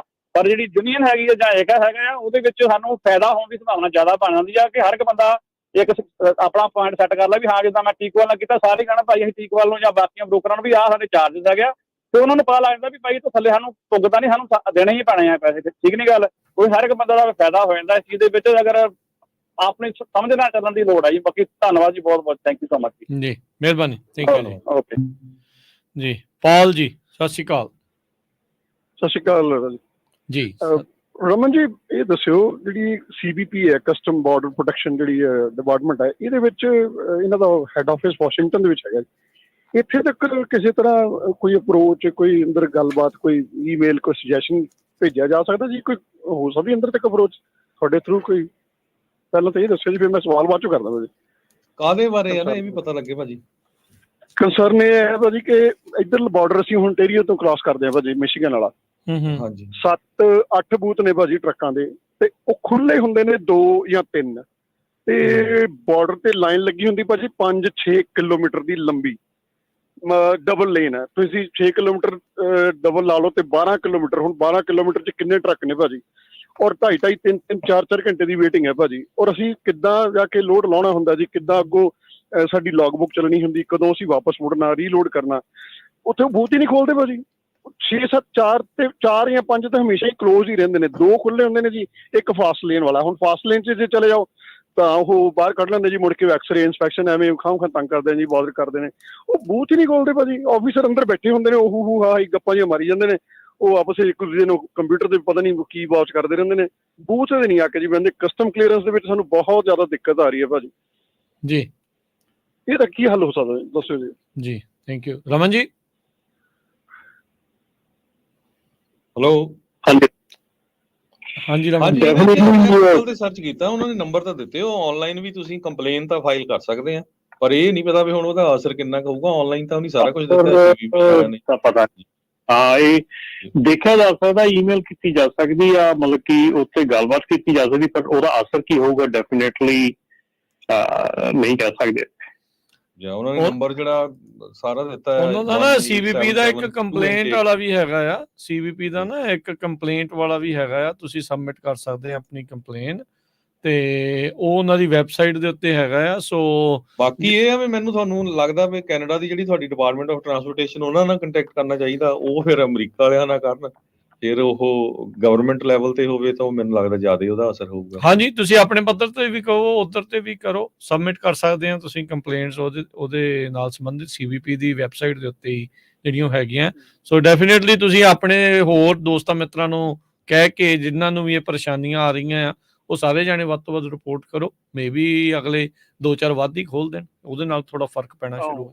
ਹੁਣ ਵੀ ਅੱਧਾ ਘੰਟਾ ਖੜੇ ਨੂੰ ਹੋ ਗਿਆ ਜੀ, ਹਜੇ ਵੀ 120 ਮਿੰਟ ਪਲੱਸ ਸ਼ੋ ਕਰ ਰਿਹਾ ਜੀ। 2 ਘੰਟੇ ਤੇ ਹੋ ਗਏ, ਅੱਧਾ ਹੋ ਗਿਆ, ਤੇ ਹਜੇ ਪਤਾ ਨਹੀਂ ਜੀ ਕਦੋਂ ਜਮਨਾ ਪਾਰ ਹੋਣਾ ਜੀ, ਸਾਨੂੰ ਇਹ ਨਹੀਂ ਪਤਾ ਲੱਗਦਾ। ਤੁਸੀਂ ਏਦਾਂ ਕਰੋ, ਆਪਣਾ ਵਫਦ ਲੈ ਕੇ ਇੱਕ CBP ਵਾਲੇ ਜਿਹੜੇ ਹੈਗੇ ਉਹਨਾਂ ਨਾਲ ਵੀ ਮਿਲਣ ਦੀ ਕੋਸ਼ਿਸ਼ ਕਰੋ। ਕੋਈ ਦੇਖੋ, ਰਾਹ ਹਰ ਇੱਕ ਅਪਣਾਉਣਾ ਚਾਹੀਦਾ, ਪਤਾ ਨਹੀਂ ਹੁੰਦਾ ਵੀ ਕਿੱਥੇ ਕਿੰਨੇ ਜਿਹੜੀ ਉਹ ਗੱਲ ਤੁਹਾਡੀ ਸੁਣ ਲੈਣੀ ਆ। ਸੋ ਜਿੱਦਾਂ ਨਹੀਂ ਭਾਜੀ ਸੁਣਦੇ ਬਹੁਤ, ਉਹ ਮਤਲਬ ਉਹਨਾਂ ਦੇ ਅੱਗੇ ਚਲੋ ਵੈਸੇ ਵੀ ਨਹੀਂ ਬਹਿਸ ਤਾਂ ਨਹੀਂ ਕਰਨੀ, ਪਰ ਉਹ ਗੱਲ ਨਹੀਂ ਸੁਣਦੇ ਭਾਜੀ, ਰੂਟ ਬਹੁਤ ਨੇ। ਹਾਂ ਨੇ ਰੂਟ ਤਾਂ ਉਹ ਤਾਂ ਪੂਰੀ ਬਿਲਕੁਲ, ਉਹ ਤੁਸੀਂ ਤਾਂ ਚਲੋ ਕੈਨੇਡੀਅਨ ਆ, ਆਪਾਂ ਕਈ ਵਾਰ ਯੂਐਸ ਸਿਟੀਜ਼ਨ ਵੀ ਆਏ ਨਾ ਬਾਰਡਰ ਤੇ, ਜੇ ਮਾੜੀ ਮੋਟੀ ਗੱਲ ਹੋਵੇ ਤਾਂ ਰੂਟ ਹੁੰਦੇ ਆ, ਬਹੁਤ ਰੂਟ ਆ। ਹਾਂਜੀ ਤੁਹਾਡੇ ਵਾਲੀ ਸਾਈਡ ਹਾਂ, ਜਿਹੜੇ ਆ ਬਹੁਤ ਉਹ ਬੋਲਦੇ ਨੇ। ਬੀਬੇ ਆ ਬੰਦੇ, ਜੀ। ਇਹ ਫਰਕ ਤਾਂ ਹੈ।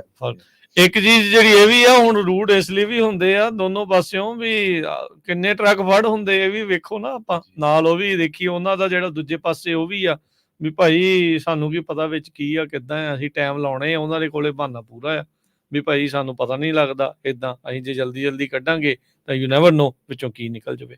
ਗੁਰਿੰਦਰ ਜੀ ਸਤਿ ਸ਼੍ਰੀ ਅਕਾਲ ਜੀ। ਹਾਂਜੀ ਸਤਿ ਸ਼੍ਰੀ ਅਕਾਲ ਭਾਜੀ, ਮੇਰੀ ਅੱਗੇ ਹਾਂਜੀ ਕਾਲ ਡ੍ਰੌਪ ਹੋ ਗਈ ਸੀ ਵਿੱਚ। ਹਾਂਜੀ ਹਾਂਜੀ ਮੈਂ ਭਾਜੀ ਤੁਹਾਨੂੰ ਇੱਕ ਗੱਲ ਹੋਰ ਪੁੱਛਣੀ ਸੀਗੀ ਵੀ ਜ਼ਰੂਰ। ਜਿੱਦਾਂ ਤੁਸੀਂ ਜਾਂਦੇ ਹੋ ਰਿਸੀਵਰ ਤੇ ਜਾਂਦੇ ਹੋ ਜਾਂ ਸ਼ਿਪਰ ਤੇ ਜਾਂਦੇ ਹੋ, ਜਦੋਂ ਤੁਹਾਨੂੰ ਤੁਸੀਂ ਕਹਿ ਦਿੰਦੇ ਹੋ ਮੈਨੂੰ 2 ਘੰਟੇ ਹੋ ਗਏ ਜੀ, ਕਹਿੰਦੇ ਚਲੋ ਤੁਹਾਡੀ ਡਿਟੈਂਸ਼ਨ ਅਸੀਂ ਸਟਾਰਟ ਕਰ ਦਿੰਦੇ ਆ ਜੀ, ਤੇ ਜਦੋਂ ਤੁਹਾਨੂੰ 10 ਘੰਟੇ ਹੋ ਜਾਂਦੇ ਆਟੋਮੈਟਿਕ ਤੁਹਾਡੀ ਡਿਟੈਂਸ਼ਨ ਉਹ ਜਿਹੜੀ ਲੇ ਓਵਰ 'ਚ ਚੇਂਜ ਕਰ ਦਿੰਦੇ, ਤੁਹਾਨੂੰ ਪੁੱਛੇ ਤੋਂ ਬਗੈਰ ਹੀ, ਕਹਿੰਦੇ ਵੀ ਤੁਸੀਂ ਕੰਟਰੈਕਟ 'ਚ ਲਿਖਿਆ ਆ ਸਾਡੇ, ਕੋਈ ਇਹਦਾ ਵੀ ਹੱਲ ਹੈਗਾ ਆ? ਤੁਸੀਂ ਫਾਈਟ ਬੈਕ ਇਹਨਾਂ ਨਾਲ ਕਰ ਸਕਦੇ ਹੋ ਵੀ ਸਾਨੂੰ ਡਿਟੈਂਸ਼ਨ ਕੰਟੀਨਿਊ ਕੀਤੀ ਜਾਵੇ, ਲੇ ਓਵਰ ਨਾ ਦਿੱਤੀ ਜਾਵੇ, ਕਿਉਂਕਿ ਲੇ ਓਵਰ ਥੋੜੀ, ਜੇ ਤੁਸੀਂ ਡਿਟੈਂਸ਼ਨ ਦੇ ਹਿਸਾਬ ਨਾਲ ਜਾਂਦੇ ਹੋ ਤੇ ਤੁਹਾਡੇ ਪੈਸੇ ਜਿਹੜੇ ਉਹ ਜ਼ਿਆਦਾ ਬਣਦੇ ਆ ਜੀ। ਰੌਲਾ ਇਹੋ ਹੀ ਹੈ ਜੀ, ਹਰ ਇੱਕ ਬੰਦਾ ਸੋਚਦਾ ਕਿ ਮੈਂ ਕਿੱਥੇ ਠੀਕ ਹੋ ਸਕਦਾ। ਸੋ ਜਿਹੜਾ ਬ੍ਰੋਕਰ ਹੈਗਾ ਜਾਂ ਕੰਪਨੀ ਹੈਗੀ ਹੈ ਜਾਂ ਕੋਈ ਵੀ ਹੈਗਾ ਆ, ਉਹ ਡੈਫੀਨੇਟਲੀ ਉਹਨਾਂ ਨੇ ਕੰਟਰੈਕਟ ਜਦੋਂ ਆਪਾਂ ਸਾਈਨ ਕਰਦੇ, ਕੈਰੀਅਰ ਪੈਕੇਜ ਸਾਈਨ ਕਰਦੇ, ਉਹਦੇ ਵਿੱਚ ਵੀ ਹੁੰਦਾ ਹੈ ਤਾਂ ਕਈ ਵਾਰੀ ਇਹ ਜਾਣ ਬੁੱਝ ਕੇ ਵੀ ਕੀਤਾ ਜਾਂਦਾ ਹੈ, ਡਿਲੇ ਕੀਤਾ ਜਾਂਦਾ ਹੈ ਕਿ ਚਲੋ ਹੋਰ 2 ਘੰਟੇ ਬਿਠਾ ਲਓ, ਕੋਈ ਗੱਲ ਨਹੀਂ, ਇਹਨੂੰ ਲੇ ਓਵਰ ਬਣਾ ਦਿਓ ਰਾਦਰ ਦੈਨ ਪੇਇੰਗ ਅ ਡਿਟੈਂਸ਼ਨ। ਸੋ ਇਹ ਜਿਹੜੀ ਚੀਜ਼ ਆ ਇਹ ਬੜੀ ਨਾਰਮਲ ਹੈਗੀ ਆ ਬਿਜ਼ਨਸਿਸ ਦੇ ਵਿੱਚ, ਬ੍ਰੋਕਰਸ ਦੇ ਵਿੱਚ ਜਾਂ ਟਰੱਕਿੰਗ ਕੰਪਨੀਆਂ ਦੇ ਵਿੱਚ, ਕਿ ਜੇ ਤੁਹਾਨੂੰ ਲੱਗ ਰਿਹਾ ਕਿ ਤੁਸੀਂ ਚਾਹੇ ਉਹਨੇ $20 $25 ਘੰਟੇ ਦੇ ਜੇ ਪੇ ਕੀਤੇ ਆ ਤਾਂ 10 ਘੰਟਿਆਂ ਬਾਅਦ 250 ਬਣਦਾ ਆ, ਉਹ ਕਹਿੰਦਾ ਉਹ 2 ਘੰਟੇ ਹੋਰ ਬਿਠਾ ਲਓ, ਫਿਰ ਲੇ ਓਵਰ ਕਰ ਦਾਂਗੇ, ਲੇ ਓਵਰ 150 ਦੇਣਾ। ਸੋ ਇਸ ਕਰਕੇ ਇਹ ਜਿਹੜੀ ਚੀਜ਼ ਆ ਇਹ ਕਾਮਨ ਹੈਗੀ ਆ, ਬਿਜ਼ਨਸ ਦੇ ਵਿੱਚ ਕਰਦੇ ਆ, ਏਦਾਂ ਹੁੰਦੀ ਆ। ਇਹਦੇ 'ਚ ਮੈਂ ਕਹਿ ਨਹੀਂ ਸਕਦਾ ਕਿ ਉਹਦੇ 'ਚ ਤੁਸੀਂ ਇਹਨੂੰ ਰੋਕ ਸਕਦੇ ਆ ਜਾਂ ਕੁਝ ਕਹਿ ਸਕਦੇ ਆ, ਕਿਉਂਕਿ ਅਕੋਰਡਿੰਗ ਟੂ ਕੰਟਰੈਕਟ ਜੇ ਉੱਥੇ ਤੁਸੀਂ ਇੰਨੇ ਘੰਟਿਆਂ ਤੋਂ ਵੱਧ ਬੈਠੇ ਆ ਤਾਂ ਇਟ ਬਿਕਮਸ ਅ ਲੇ ਓਵਰ। ਅੱਛਾ ਤੇ ਜਿੱਦਾਂ ਹੁਣ ਕੰਟਰੈਕਟ ਤੇ ਪੜਿਆ ਹੀ ਨਹੀਂ ਨਾ ਜਾਂਦਾ, ਟਾਈਮ ਹੀ ਇਦਾਂ ਦਾ ਚੱਲਦਾ ਵੀ ਬੰਦਾ ਕਹਿੰਦਾ ਚੱਲ ਲੋਡ ਮਿਲਿਆ ਤੇ ਚੱਲ ਠੀਕ ਆ, ਕੰਟਰੈਕਟ ਤੇ ਲੰਮਾ ਚੌੜਾ ਬਹੁਤ ਹੁੰਦਾ, ਉਹਦੇ ਵਿਹਲੇ ਬੰਦੇ ਦਾ ਕੰਮ ਆ। ਤੇ ਇੱਕ ਡਰਾਈਵਰ ਅਸਿਸਟ ਦੇ ਵੀ ਪੈਸੇ ਚੇਂਜ ਕਰ ਦਿੰਦੇ, ਜਦੋਂ ਤੇ ਲੋਡ ਇੰਨਾ ਲਵਾਉਣਾ ਹੁੰਦਾ ਆ ਉਦੋਂ ਤੁਹਾਨੂੰ ਕਹਿੰਦੇ ਆ ਵੀ ਕਿੰਨੇ ਪੈਸੇ ਲੈਣੇ, ਤੁਸੀਂ ਕਹਿੰਦੇ ਮੈਂ $350 ਲੈਣਾ ਲਾਉਣ ਦਾ ਜਾਂ $400 ਲੈਣਾ ਟੇਲ ਤੇ ਲਿਆਉਣ ਦਾ, ਉਦੋਂ ਤੁਹਾਨੂੰ ਇਹ ਰੇਟ ਕਨਫਰਮੇਸ਼ਨ ਭੇਜ ਦਿੰਦੇ ਆ ਜਿੰਨੇ ਤੁਸੀਂ ਮੰਗੇ ਹੁੰਦੇ ਆ, ਉਹ ਲੇਟਰ ਔਨ ਤੁਹਾਨੂੰ ਦੁਬਾਰਾ ਚੇਂਜ ਕਰ ਦਿੰਦੇ ਆ ਵੀ ਇਹ ਪ੍ਰੂਵ ਨਹੀਂ ਹੋਇਆ, ਤੈਨੂੰ ਇੰਨਾ ਹੀ ਅਸੀਂ ਦੇ ਸਕਦੇ ਹਾਂ, ਬਸ ਲੋਡ ਸਭ ਕੁਝ ਲੱਥ ਗਿਆ, ਤੁਸੀਂ ਉੱਥੋਂ ਚਲੇ ਗਏ, ਜਦੋਂ ਬਿਲਿੰਗ ਕਰਨੀ ਆ ਫਿਰ ਇਹਨਾਂ ਕਹਿਣਾ ਵੀ ਨਹੀਂ ਇੰਨਾ ਹੀ ਪ੍ਰੂਵ ਹੋਏ ਪਿੱਛੋਂ। ਇਸੇ ਕਰਕੇ ਜੀ ਅਸੀਂ ਸਾਰਿਆਂ ਨੂੰ ਰਿਕੁਐਸਟ ਕਰਦੇ ਹਾਂ ਕਿ ਤੁਸੀਂ ਜਿਹੜੀਆਂ ਇਹ ਚੀਜ਼ਾਂ ਹੁੰਦੀਆਂ ਨਾ, ਇਹ ਚੀਜ਼ਾਂ ਹੀ ਤੁਸੀਂ ਜਿਹੜੀਆਂ ਆ ਆਹ ਸਾਈਟ ਜਿਹੜੀ ਹੈਗੀ loadbroker411.com ਆ, ਇੱਥੇ ਜਾ ਕੇ ਇਹ ਚੀਜ਼ਾਂ ਦੱਸਦੇ ਆ, ਸਾਰੀਆਂ ਦੱਸੋ ਕਿ ਆਹ ਬ੍ਰੋਕਰ ਆਹ ਕਰਦਾ, ਆਹ ਬ੍ਰੋਕਰ ਆਹ ਕਰਦਾ। ਜੇ ਤੁਸੀਂ ਮੁੜ ਕੇ ਉਸ ਚੀਜ਼ ਨੂੰ ਚੈੱਕ ਕਰਦੇ ਆ ਜਾ ਕੇ ਉਹਦਾ ਲੋਡ ਲੈਣ ਤੋਂ ਪਹਿਲਾਂ, ਤੁਸੀਂ ਕਹਿ ਸਕਦੇ ਹੋ ਭਾਈ ਤੂੰ ਲੋਡ ਕਨਫਰਮੇਸ਼ਨ ਦੇ ਉੱਤੇ ਜੋ ਕਹਿਣਾ ਆ ਤੂੰ ਦਿੰਦਾ ਨਹੀਂ, ਬਾਅਦ ਦੇ ਵਿੱਚ so I'm sorry I'm not going to do your load, ਠੀਕ ਹੈ ਨਾ। ਇਹਦਾ ਅਸੀਂ ਉਸ ਚੀਜ਼ ਨੂੰ ਸਾਨੂੰ ਦੇਖਣਾ ਪੈਣਾ ਵੀ how to say no to ਦਾ ਲੋਡ। ਅਸੀਂ ਲੋਡ, ਤੁਸੀਂ ਹੁਣੇ ਗੱਲ ਕੀਤੀ ਹੈ ਕਿ ਕੋਈ ਟਾਈਮ ਨਹੀਂ ਹੁੰਦਾ ਉਹਦਾ ਪੜ੍ਹਨ ਦਾ, ਐਬਸੋਲੂਟਲੀ ਇਹੋ ਪ੍ਰੋਬਲਮ ਹੈ, ਇਹੋ ਹੀ ਤਾਂ ਵੱਡੀ ਪ੍ਰੋਬਲਮ ਹੈ ਕਿ ਸਾਡੇ ਕੋਲ ਟਾਈਮ ਨਹੀਂ ਹੈਗਾ ਚੀਜ਼ ਨੂੰ ਪੜ੍ਹਨ ਦਾ। ਅਸੀਂ ਇੰਨੀ ਮਤਲਬ ਸਪੀਡ ਦੇ ਵਿੱਚ ਲੱਗੇ ਆ ਕਿਉਂਕਿ ਸਾਡੀਆਂ ਸਿਚੁਏਸ਼ਨਾਂ ਇਦਾਂ ਦੀਆਂ ਬਣਾ ਲਈਆਂ ਸੀ, ਸਾਰਾ ਕੁਝ ਇਦਾਂ ਦਾ ਹੋ ਗਿਆ ਕਿ ਸਾਨੂੰ ਉਹ ਚੀਜ਼ਾਂ ਦੇ ਉੱਤੇ ਸਾਨੂੰ ਇਹ ਸਮਝ ਨਹੀਂ ਆਉਂਦੀ ਕਿ ਅਸੀਂ ਉਹ ਚੀਜ਼ਾਂ ਨੂੰ ਕਿੱਦਾਂ ਕੰਟਰੋਲ ਕਰਾਂਗੇ। ਸੋ ਇਸੇ ਇਹੋ ਇਸ਼ੂ ਹੈ ਜੀ, ਇਹੋ ਵੱਡਾ ਪ੍ਰੋਬਲਮ ਹੈ। ਅੱਛਾ ਜਿੱਥੇ ਭਾਜੀ ਤੁਸੀਂ ਕਹਿੰਦੇ ਕੰਪਲੇਂਟ ਕਰੋ, ਇਹ ਪੇਡ ਵੈਬਸਾਈਟ ਆ ਜਾਂ ਤੁਹਾਨੂੰ ਫ੍ਰੀ ਐਕਸੈਸ ਵੀ ਦੇ ਦਿੰਦੇ ਕੰਪਲੇਂਟ ਲਈ? ਨਹੀਂ, ਫ੍ਰੀ ਐਕਸੈਸ ਹੈ ਕੰਪਲੇਂਟ ਲਈ ਜੀ। ਅੱਛਾ ਕਿਉਂਕਿ ਮੈਂ ਉਹ ਮੇਰਾ ਖਿਆਲ $39.99 ਉਹ ਕਹਿੰਦੇ ਅਸੀਂ ਤੁਹਾਨੂੰ ਚਾਰਜ ਕਰਾਂਗੇ ਮੈਂਬਰਸ਼ਿਪ ਫੀ, ਜਾਂ ਫਿਰ ਮੈਂ ਕਿਤੇ ਗਲਤ ਚਲੇ ਗਿਆ ਵੈਬਸਾਈਟ ਤੇ।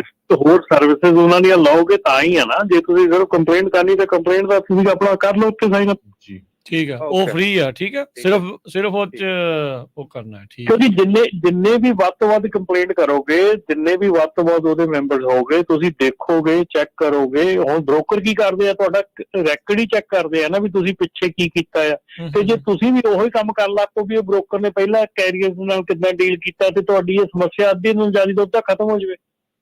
ਜੀ ਥੈਂਕ ਯੂ। ਅਸੀਂ ਤੇ ਉਹੀ ਆ ਨਾ, ਸਾਡੀ ਪ੍ਰੋਬਲਮ ਤੇ ਇਹੀ ਆ ਨਾ ਕਿ ਅਸੀਂ ਜਿਹੜਾ ਬ੍ਰੋਕਰ ਆ ਉਹਦਾ ਬੈਕਗ੍ਰਾਉਂਡ ਚੈੱਕ ਹੀ ਨਹੀਂ ਕਰਦੇ। ਨਹੀਂ ਚੈੱਕ ਹੀ ਨਹੀਂ ਕਰਦੇ। ਸਾਨੂੰ ਬਹੁਤਿਆਂ ਨੂੰ ਤੇ ਪਤਾ ਹੀ ਨਹੀਂ ਵੀ ਚੈੱਕ ਕਰਨਾ ਕਿਸ ਤਰ੍ਹਾਂ ਦੇ, ਹੋਣਾ ਕਿੱਥੋਂ ਹੈ। ਚਲੋ ਹੁਣ ਆਪਾਂ ਦੱਸ ਰਹੇ ਕਈ ਚਿਰ ਤੋਂ, ਹੁਣ ਲੋਡ 411 ਜਿਹੜਾ ਆ ਨਾ, ਠੀਕ ਹੈ ਜੀ, ਉਹਦੇ ਤੇ ਜਾਓ। 411 ਹਾਂਜੀ, ਠੀਕ ਹੈ, ਲੋਡ ਬ੍ਰੋਕਰ 411 ਰਮਨ ਜੀ। ਹਾਂਜੀ, ਲੋਡ ਬ੍ਰੋਕਰ 411। ਓਕੇ, ਚਲੋ ਥੈਂਕ ਯੂ ਭਾਜੀ। ਚਲੋ ਇਹ ਵੀ ਚਲੋ ਤੁਸੀਂ ਕਲੀਅਰ ਕਰਤਾ ਵੀ ਕੰਪਲੇਨ ਜਿਹੜੀ ਆ ਉਹ ਤੁਸੀਂ ਪੇਡ ਤੋਂ ਬਗੈਰ ਵੀ ਜਿਹੜੀ ਆ ਫ੍ਰੀ ਦੇ ਵਿੱਚ ਜਿਹੜੀ ਕੰਪਲੇਨ ਉੱਥੇ ਕਰ ਸਕਦੇ ਆ ਜੀ। ਹਾਂਜੀ ਜੀ। ਆਪਣੇ ਅਗਲੇ ਜਿਹੜੇ ਕਾਲਰ ਆ ਉਹ ਜੁੜੇ ਨੇ ਜੀ, ਬਲਵੀਰ ਜੀ। ਹਾਂਜੀ, ਸਤਿ ਸ਼੍ਰੀ ਅਕਾਲ ਜੀ ਬਲਵੀਰ ਜੀ।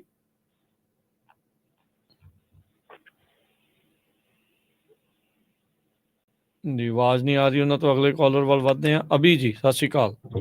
ਹਾਂਜੀ ਸਤਿ ਸ਼੍ਰੀ ਅਕਾਲ ਜੀ। ਦੁਬਾਰਾ ਮੈਂ ਆ ਭਾਜੀ ਸਾਹਿਬ ਹੁਣੇ ਗੱਲ ਕਰਕੇ ਗਏ ਸੀਗੇ ਪੈਸਿਆਂ ਦੀ, ਤਾਂ ਕਹਿੰਦੇ ਸੀਗੇ ਨਾ ਵੀ ਲੋਡ ਲਾਉਂਦੇ ਆ, ਤੁਸੀਂ ਆਪ ਲਓ, ਜੇ ਤੁਹਾਡਾ ਡਰਾਈਵਰ ਲੋਡ ਲਾਉਂਦਾ ਤੇ ਉਹਦੇ ਪੈਸੇ ਬ੍ਰੋਕਰ ਪਹਿਲਾਂ ਕੁਛ ਕਹਿੰਦਾ ਤੇ ਦਿੰਦਾ ਨਹੀਂ ਬ੍ਰੋਕਰ ਪੈਸੇ। ਇਹਦੇ ਵਿੱਚ ਇਹੀ ਹੱਲ ਹੁੰਦਾ ਵੀ ਉਹਨੂੰ ਪਹਿਲਾਂ ਲੋਡ ਲਾਓ ਨਾ, ਪਹਿਲਾਂ ਤੁਸੀਂ ਉਹਨੂੰ ਕਹਾ ਭਾਈ ਮੈਨੂੰ ਰਿਵਾਈਡ ਰੇਟ ਕਨਫਰਮੇਸ਼ਨ ਤੇ ਲੋਡ ਦੇ ਪੈਸੇ ਐਡ ਕਰਕੇ ਭੇਜ ਤੇ ਮੈਂ ਲੋਡ ਲਾਉਂਗਾ, ਨਹੀਂ ਤਾਂ ਆਪਣਾ ਇੰਤਜ਼ਾਮ ਕਰ, ਮੈਂ ਨਹੀਂ ਲੋਡ ਲਾਉਣਾ। ਉਹਨੂੰ ਸਿੱਧਾ ਰਿਫਿਊਜ਼ ਕਰ ਦਿਓ। ਦੈਟਸ ਇਟ, ਸਿੰਪਲ ਦੀ ਗੱਲ ਆ। ਕਿਉਂਕਿ ਇਹਨਾਂ ਕੋਈ ਆਪੇ ਬੰਦਾ ਜਿਹੜੇ ਬਾਹਰੋਂ ਲੈ ਕੇ ਆਉਂਦੇ ਨਾ, ਜਿਹੜੇ ਲੇਬਰ ਲਿਆਉਂਦੇ ਆ, ਉਹ ਬਹੁਤ ਜ਼ਿਆਦਾ ਚਾਰਜ ਕਰਦੇ ਆ, ਤੁਹਾਨੂੰ ਤੇ ਇਦਾਂ ਰਿਪ ਵੀ ਕਰਦੇ ਆ, ਕਿਉਂਕਿ ਤੁਸੀਂ ਹਾਂ ਕੰਮ ਕਰ ਦਿੰਦੇ ਆ ਤੇ ਪੈਸੇ ਬਾਅਦ ਚ ਮੰਗਦੇ ਆ। ਇਹ ਜਿਹਦਾ ਬ੍ਰੋਕਰ ਹੁੰਦੇ ਨਾ, ਤਾਂ ਆਪਣਾ ਅਸੂਲ ਬਣਾ ਲਓ ਵੀ ਬ੍ਰੋਕਰਾਂ ਦੇ ਕੋਲੋਂ ਤੁਸੀਂ ਪੈਸੇ ਬਾਅਦ ਚ ਘੱਟ ਆਸ ਕਰੋ। ਜੇ ਤੁਸੀਂ ਕੋਈ ਵਾਧੂ ਕੰਮ ਕੀਤਾ ਜਾਂ ਕਿੱਦਾਂ, ਬ੍ਰੋਕਰ ਕਹਿੰਦਾ ਕੋਈ ਨਹੀਂ, ਮੈਂ ਕਸਟਮਰ ਨੂੰ ਰਿਕੁਐਸਟ ਕੀਤੀ ਆ ਵੀ ਤੇਰੇ ਪੈਸੇ ਮੈਂ ਦਿੰਦਾ, ਕੋਈ ਨਹੀਂ, ਲੋਡ ਲੱਗ ਜਾਂਦਾ, ਕਹਿੰਦਾ ਨਹੀਂ ਕਸਟਮਰ ਨੇ ਮਨਾ ਕਰਤਾ ਜੀ। ਐ ਚੁੱਪ ਕਰਕੇ ਲੋਡ ਲੱਗ ਜਿੱਥੇ ਲਾਉਣਾ ਹੁੰਦਾ ਉੱਥੇ ਲੱਗ ਜਾ ਕੇ ਖੜੇ ਹੋ ਜਾਓ। ਉਹਨੂੰ ਬ੍ਰੋਕਰ ਨੂੰ ਕਹਾਂ ਭਾਈ ਮੈਨੂੰ ਰਿਵਾਈਡ ਰੇਟ ਕਨਫਰਮੇਸ਼ਨ ਭੇਜ ਤੇ ਤੇਰਾ ਲੋਡ ਜਾ ਕੇ ਮੈਂ ਲਾਉਣਾ। ਜੇ ਤੂੰ ਕਹੂੰਗਾ ਵੀ ਮੈਂ ਰਿਵਾਈਡ ਰੇਟ ਕਨਫਰਮੇਸ਼ਨ ਨਹੀਂ ਦੇਣੀ ਤੇ ਮੈਂ ਤੇਰਾ ਲੋਡ ਨਹੀਂ ਜਾ ਕੇ ਲਾਉਣਾ ਹੈਗਾ। ਇੱਦਾਂ ਮੈਂ ਬਹੁਤ ਬ੍ਰੋਕਰਾਂ ਕੋਈ ਇਦਾਂ ਟੈਨਸ਼ਨ ਦੇ ਪੈਸੇ ਵਸੂਲੇ ਆ, ਕਿਉਂਕਿ ਇਦਾਂ ਇਹ ਚੀਜ਼ਾਂ ਪਹਿਲਾਂ ਹੋ ਚੁੱਕਾ ਹੈ ਵੀ ਮੈਂ ਲੋਡ ਲਾ ਦੇਣਾ ਤੇ ਬਾਅਦ ਵਿੱਚ ਓਕੇ ਕਸਟਮਰ ਨਹੀਂ ਪੈਸੇ ਦਿੰਦਾ ਜੀ। ਐ ਨਾ ਤੁਸੀਂ ਕੁਝ ਕਹਿ ਸਕਦੇ, ਨਾ ਕੁਝ ਹੋਰ, ਨਾ ਤੁਹਾਡੀ ਪੂਰੀ ਸੁਣਵਾਈ ਜਿਆਦਾ ਹੋਵੇ ਨਾ ਥੋੜਾ ਬਹੁਤ ਏਕਾ ਯੂਨੀਅਨ ਬੰਦੇ ਹੁਣ ਸਾਰੇ ਪਤਾ, ਸਾਰੇ ਇੱਕ ਆ ਗਿਆ ਵੀ ਜਦ ਬ੍ਰੋਕਰ ਦਾ ਆਪਾਂ ਲੋਡ ਵੀ ਚੱਕਣਾ ਸਾਨੂੰ ਖਰਾਬ ਕਰਦਾ, ਉਹ ਬ੍ਰੋਕਰ ਫਿਰ ਤੁਹਾਨੂੰ ਫਿਰ ਗਾਂ ਤੋਂ ਫਿਰ ਖਿਆਲ ਰੱਖਦਾ, ਉਹਨੂੰ ਪਤਾ ਲੱਗਦਾ ਵੀ ਮੇਰਾ ਲੋਡ ਨਹੀਂ ਚੱਕਦੇ ਹੈਗੇ। ਹੁਣ ਸਾਡਾ ਹੈਗਾ ਹੁਣ ਨਾ ਹੋਣ ਕਰਕੇ ਇਸ ਚੀਜ਼ ਦਾ ਨੁਕਸਾਨ ਹੁੰਦਾ ਵੀ ਤੁਸੀਂ ਏਦਾਂ ਮੈਂ ਲੋਡ ਇੱਕ ਵਾਰ ਲਾਇਆ ਵੀ ਸੀਗਾ, ਮੈਨੂੰ ਕਹਿੰਦਾ ਜਿੱਦਾਂ ਅਸੀਂ ਰਿਸੀਵਰ ਦੇ ਲਾਉਣ ਗਏ ਤੇ ਉਹ ਰਿਸੀਵਰ ਕਹਿੰਦਾ ਭਾਈ ਜਿਹੜਾ ਲੋਡ ਹੈਗਾ ਥੋੜੀਆਂ ਪੈਲਟਾਂ ਸੀਗੀਆਂ 5-10 ਵੀ ਤੂੰ ਪਿੱਛੇ ਲੈ ਕੇ ਆਉਣੀ ਆ, ਪੈਲਟ ਜਾ ਕੇ ਤੈਨੂੰ ਅਸੀਂ ਪ੍ਰੋਵਾਈਡ ਕਰ ਦਿੰਦੇ ਆ ਤੇ ਤੂੰ ਪਿੱਛੇ ਲੈ ਕੇ ਆਉਣੀ ਆ। ਮੈਂ ਕਿਹਾ ਤਾਂ ਮੇਰਾ ਕੰਮ ਹੀ ਹੈ ਨਹੀਂ ਗਾ, ਮੈਂ ਨਹੀਂ ਲਾਉਣਾ ਹੈਗਾ ਲੋਡ। ਇਹ ਕਹਿੰਦਾ ਨਹੀਂ ਅਸੀਂ ਨਹੀਂ ਇੱਦਾਂ ਕਰਨਾ, ਤੇਰਾ ਲੋਡ ਨਹੀਂ ਲੱਤਣਾ। ਫਿਰ ਮੈਂ ਬ੍ਰੋਕਰ ਨਾਲ ਗੱਲ ਕੀਤੀ ਤੇ ਬ੍ਰੋਕਰ ਕਹਿੰਦਾ ਵੀ ਤੂੰ ਲਾ ਸਕਦਾ। ਮੈਂ ਕਿਹਾ ਵੀ ਜੇ ਮੈਂ ਲਾਉਣਾ ਮੈਂ ਤੁਹਾਨੂੰ ਪੈਸੇ ਦੱਸ ਤੇ ਇੰਨੇ ਪੈਸੇ ਲੱਗਣੇ ਆ, ਜਾਂ ਤੇਰੀ ਮਰਜ਼ੀ ਆ ਵੀ ਤੂੰ ਬਾਹਰੋਂ ਬੰਦਾ ਕਰ ਲਾ, ਇਹ ਸਭ ਤੋਂ ਯੂ। ਮੈਂ ਕਿਹਾ ਵੀ ਮੈਂ ਲਾ ਨਹੀਂ ਸਕਦਾ, ਜੇ ਤੂੰ ਮੈਨੂੰ ਇੰਨੇ ਪੈਸੇ ਦਊਂਗਾ ਤਾਂ ਮੈਂ ਤਾਂ ਇਹਨੂੰ ਮੂਵ ਕਰੂੰਗਾ। ਕਹਿੰਦਾ ਠੀਕ ਆ। ਮੈਂ ਕਿਹਾ ਇੱਦਾਂ ਕਰ, ਰਿਵਾਈਡ ਵਿੱਚ ਪੈਸੇ ਐਡ ਕਰਕੇ ਤੇ ਮੈਨੂੰ ਹੁਣੇ ਭੇਜ, ਮੈਂ ਤਾਂ ਲਾਊਂਗਾ। ਮੈਂ ਕਿਹਾ ਮੈਂ ਤੇ ਉਹਨੇ ਮੈਨੂੰ ਪੈਸੇ ਭੇਜੇ ਫਿਰ ਰਾਈਟ ਅਵੇ, ਫਿਰ ਮੈਂ ਜਾ ਕੇ ਲੋਡ ਨੂੰ ਮੂਵ ਕਰਕੇ ਮਤਲਬ ਹੈਲਪ ਕੀਤੀ ਲਾ, ਕਿਉਂਕਿ ਮੈਂ ਪੈਸੇ ਪਹਿਲਾਂ ਫਿਰ ਲਏ। ਇਹ ਬਾਅਦ ਵਿੱਚ ਨਾ ਪੈਸੇ ਦਾ ਤੁਸੀਂ ਆਸ ਕਰੋ ਵੀ ਤੁਹਾਨੂੰ ਕਿਸੇ ਨੇ ਪੈਸੇ ਦੇਣੇ ਆ, ਇਹ ਮੰਗਣੇ ਹੀ ਪੈਣੇ ਆ, ਲੈਣੇ ਹੀ ਪੈਣੇ ਆ। ਪਰ ਜੇ ਥੋੜਾ ਏਕਾ ਹੋਊਗਾ ਤੇ ਸਾਡਾ ਬਹੁਤ ਫਾਇਦਾ ਹੁੰਦਾ ਇਸ ਚੀਜ਼ ਦੇ ਵਿੱਚ ਵੀ। ਸਾਨੂੰ ਪਤਾ ਹੁੰਦਾ ਵੀ ਅਸੀਂ ਐਸ ਬ੍ਰੋਕਰ ਦਾ ਅਸੀਂ ਲੋਡ ਚੱਕਣਾ ਬੰਦ ਕਰਤਾ, ਉਹਨਾਂ ਨੂੰ ਹੱਥਾਂ ਪੈਰਾਂ ਦੀ ਪੈ ਜਾਂਦੀ ਆ। ਤੁਸੀਂ ਇੱਕ ਗੱਲ ਸੋਚ ਕੇ ਦੇਖੋ ਵੀ ਇਹਨਾਂ ਦੇ ਤਾਂ ਪੱਲੇ ਹੈ ਕੀ ਆ, ਕੁਛ ਵੀ ਨਹੀਂ ਗਾ, ਨਾ ਇਹਨਾਂ ਕੋਈ ਟਰੱਕ ਆ ਨਾ ਟ੍ਰੇਲਰ ਆ, ਠੀਕ ਨੀ ਗੱਲ, ਨਾ ਇਹਨਾਂ ਕੋਈ ਇੰਸ਼ੋਰੈਂਸ ਆ, ਸਾਰਾ ਕੁਝ ਜ਼ਿੰਮੇਵਾਰੀ ਸਾਰੀ ਟਰੱਕ ਦੀ ਹੁੰਦੀ ਆ, ਠੀਕ ਨੀ ਗੱਲ, ਓਨਰ ਦੀ। ਪਰ ਫੇਰ ਵੀ ਉਹ ਸਾਨੂੰ ਵੀ ਉਹ ਕਿੱਦਾਂ ਘੁਮਾ ਕੇ ਤੁਹਾਨੂੰ ਫੜਫੜ ਘੜੀਦੇ ਆ। ਤੇ ਇਹ ਤਾਂ ਤੁਹਾਡੀ ਆਪਣੀ ਮਰਜ਼ੀ ਆ ਵੀ ਤੁਸੀਂ ਘੜੀ ਹੋਣਾ ਆ ਤੇ ਜਾਂ ਫਿਰ ਤੁਸੀਂ ਆਪਣਾ ਥੋੜਾ ਸਟੈਂਡਰਡ ਕਾਇਮ ਕਰਨਾ। ਧੰਨਵਾਦ ਜੀ। ਥੈਂਕ ਯੂ ਜੀ, ਮਿਹਰਬਾਨੀ। ਓਕੇ ਬਲਵੀਰ ਜੀ, ਸਤਿ ਸ਼੍ਰੀ ਅਕਾਲ। ਸਤਿ ਸ੍ਰੀ ਅਕਾਲ ਜੀ, ਮੈਂ ਬਲਵੀਰ ਸਿੰਘ ਜੀ ਹੁਸਟਨ ਟੈਕਸਸ ਤੋਂ ਬੋਲਦਾ ਜੀ। ਅਸੀਂ ਜੀ ਟਰੱਕਿੰਗ ਦਾ ਕੰਮ ਕਰਦੇ ਹੁੰਦੇ ਕਿ 88 ਤੋਂ ਲੈ ਕੇ 2005 ਤੱਕ ਕੀਤਾ ਤੇ ਉਸ ਤੋਂ ਬਾਅਦ ਛੱਡ ਦਿੱਤਾ ਸੀਗਾ। ਜਿੱਦਾਂ ਹੁਣ ਇਹ ਮੁੰਡਾ ਗੱਲ ਕਰਦਾ ਸੀਗਾ ਜੀ, ਬ੍ਰੋਕਰ ਸਾਨੂੰ ਡਿਟੈਂਸ਼ਨ ਦੇ ਪੈਸੇ ਨਹੀਂ ਦਿੰਦੇ ਜਾਂ ਸਾਨੂੰ ਉੱਥੇ ਇੱਦਾਂ ਖਰਾਬ ਕਰਦੇ ਆ, ਕਨਫਰਮੇਸ਼ਨ ਲੈ ਕੇ ਬਾਅਦ ਵਿੱਚ ਮੋੜ ਦਿੰਦੇ ਆ। ਪਹਿਲੀ ਤਾਂ ਗੱਲ ਹੈ ਵੀ ਬ੍ਰੋਕਰ ਸਾਰੇ ਹੁੰਦੇ ਤੇ ਇੱਦਾਂ ਦੇ, ਇਹਦੇ ਵਿੱਚ ਕੋਈ ਸ਼ੱਕ ਨਹੀਂ। ਦੂਸਰੀ ਗੱਲ ਮੈਂ ਤਾਂ ਇਹ ਕਹੂੰਗਾ ਵੀ ਡਿਪੈਂਡ ਆ ਤੁਹਾਡੇ ਤੇ ਵੀ। ਜੇ ਤੁਹਾਡੇ ਕੋਲ ਇੱਕ ਟਰੱਕ ਆ, ਉਹਨੂੰ ਪਤਾ ਵੀ ਚੱਲ ਜੇ ਇੱਕ ਸਾਡੀਆਂ ਟਰੱਕ ਵਾਲਾ ਹਟ ਵੀ ਜਾਊਗਾ ਸਾਡੇ ਲੋਡ ਕਵਰੇਜ। ਜੇ ਤੁਹਾਡੇ ਕੋਲ ਜ਼ਿਆਦਾ ਟਰੱਕ ਆ ਫਿਰ ਉਹ ਉਹਨਾਂ ਨੂੰ ਝੁਕਣਾ ਪੈਂਦਾ। ਮੇਰੇ ਨਾਲ ਹੈਪਨ ਹੋਇਆ TQ ਵਾਲਿਆਂ ਦੇ ਨਾਲ ਹੀ 2002 ਦੀ ਗੱਲ ਆ। ਮਿਡ ਵੈਸਟ ਮੇਰਾ ਟਰੱਕ ਗਿਆ ਸੀਗਾ, ਲੋਡ ਲੱਗਣਾ ਸੀਗਾ, ਉਹ ਜੀ ਲੋਡ ਰੈਡੀ ਨਹੀਂ ਹੈਗਾ, ਉਹਨੂੰ ਜੀ ਲੇਓਵਰ ਦੇਵਾਂਗੇ $300 ਪਰ ਡੇ। ਮੈਂ ਉਹਨੂੰ ਕਨਫਰਮੇਸ਼ਨ ਮੰਗਾ ਲਿਆ ਵੀ $300 ਪਰ ਡੇ ਲੈਣਾ ਲੇਓਵਰ, ਤੇ 3 ਦਿਨ ਮੇਰਾ ਟਰੱਕ ਬੈਠਾ ਰਿਹਾ। ਬਾਅਦ ਵਿੱਚ ਕਹਿੰਦੇ ਅਸੀਂ ਤੈਨੂੰ $300 ਦੀ ਚੈੱਕ ਭੇਜੀ। ਮੈਂ ਕਿਹਾ ਵੀ $300 ਨਹੀਂ, $900 ਬਣਦਾ ਮੇਰਾ ਤਿੰਨਾਂ ਦਾ।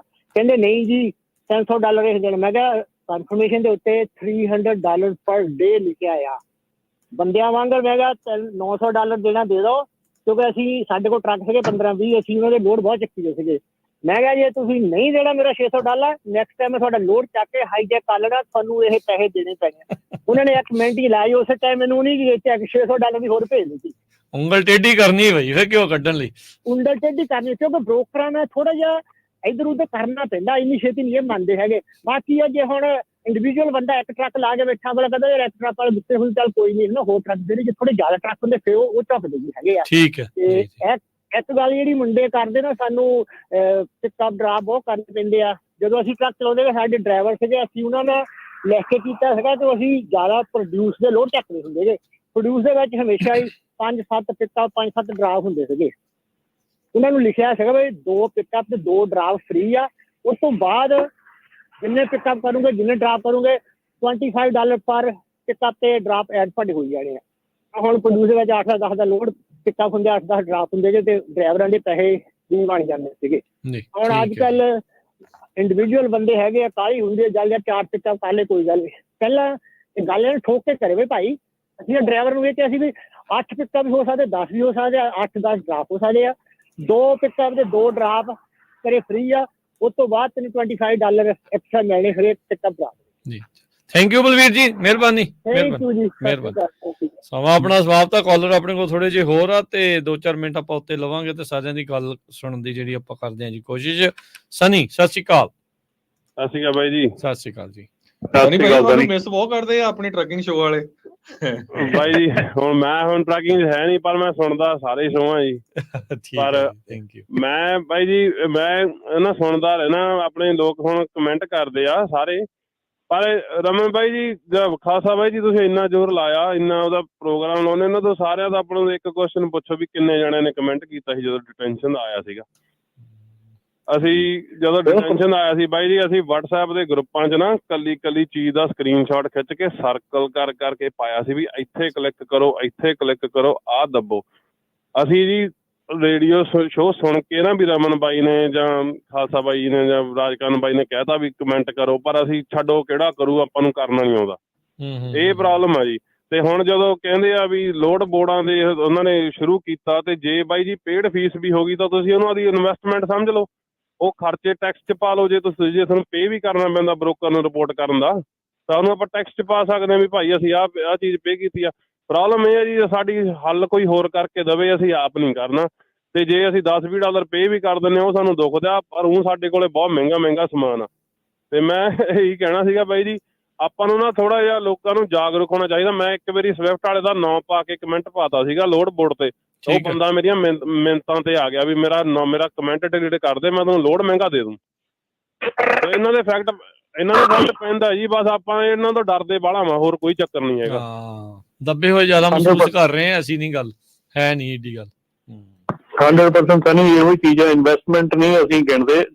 ਮੈਂ ਚਲੋ ਇੱਕ ਗੱਲ ਕਰਦਾ ਕਿ ਜੇ ਤੁਹਾਨੂੰ ਇਹ ਪਤਾ ਲੱਗ ਜਾਵੇ ਕਿ ਕੋਈ ਬ੍ਰੋਕਰ ਜਿਹੜਾ ਆ ਉਹ ਕੈਰੀਅਰ ਨੂੰ ਤੰਗ ਕਰਦਾ, ਉਹ ਪੈਸੇ ਨਹੀਂ ਪੇ ਕਰਦਾ, ਡਿਟੈਂਸ਼ਨ ਟਾਈਮ ਨਹੀਂ ਪੇ ਕਰਦਾ, ਕੀ ਉਹਦੇ ਲਈ ਜੇ $20 ਦੀ ਇੰਸ਼ੋਰੈਂਸ ਮਹੀਨੇ ਦੀ ਲੈਣੀ ਪਵੇ ਵੀ ਹਾਂ ਵੀ ਇੱਕ ਇੰਸ਼ੋਰੈਂਸ ਲਈ, ਇੱਕ ਸਰਵਿਸ ਲਈ, ਜਿਸ 'ਚ ਮੈਨੂੰ ਇਹ ਪਤਾ ਲੱਗ ਜਾਊਗਾ ਕਿ ਉਹ $20 ਦੀ ਸਰਵਿਸ ਤੁਹਾਨੂੰ ਔਖੀ ਲੱਗਦੀ ਹੈ, ਜੇ ਉਹਦੇ ਵਿੱਚ ਤੁਹਾਨੂੰ 2000, 3000, 5000 ਦਾ ਈਵਨ ਸਾਲ ਦੇ ਵਿੱਚ ਇੱਕ ਲੋਡ ਵੀ ਤੁਸੀਂ ਉਸ ਬ੍ਰੋਕਰ ਦਾ ਨਹੀਂ ਚੱਕਿਆ, ਤੁਹਾਨੂੰ ਪਤਾ ਲੱਗ ਗਿਆ ਪਹਿਲਾਂ, ਤੇ ਕੀ ਉਹ ਵਰਥ ਇਟ ਨਹੀਂ ਹੈਗਾ ਜੀ? ਬਾਈ ਜੀ ਫਰਾਡ ਦਾ ਹੀ ਲਾ ਲਓ, ਜਿਹੜੇ ਇੰਨੇ ਫਰਾਡ ਚੱਲਦੇ ਆ। ਜੇ ਹੁਣ ਮੰਨ ਲਓ ਮੈਂ ਲੋਡ ਚੱਕਦਾ, ਮੇਰਾ 5000 ਦੇ ਲੋਡ ਦਾ ਫਰਾਡ ਹੋ ਗਿਆ, ਉਹ 5000 ਨੂੰ ਮੈਂ ਜੇ 20 ਨਾਲ ਡਿਵਾਈਡ ਕਰ ਲੈਣਾ, ਮੇਰੇ 10 ਸਾਲ 20 ਸਾਲ ਦੇ ਪੈਸੇ ਤਾਂ ਮੈਂ ਆਲਰੇਡੀ ਪੇ ਕਰਦਾ, ਉਹ ਖਰਾ ਗਏ।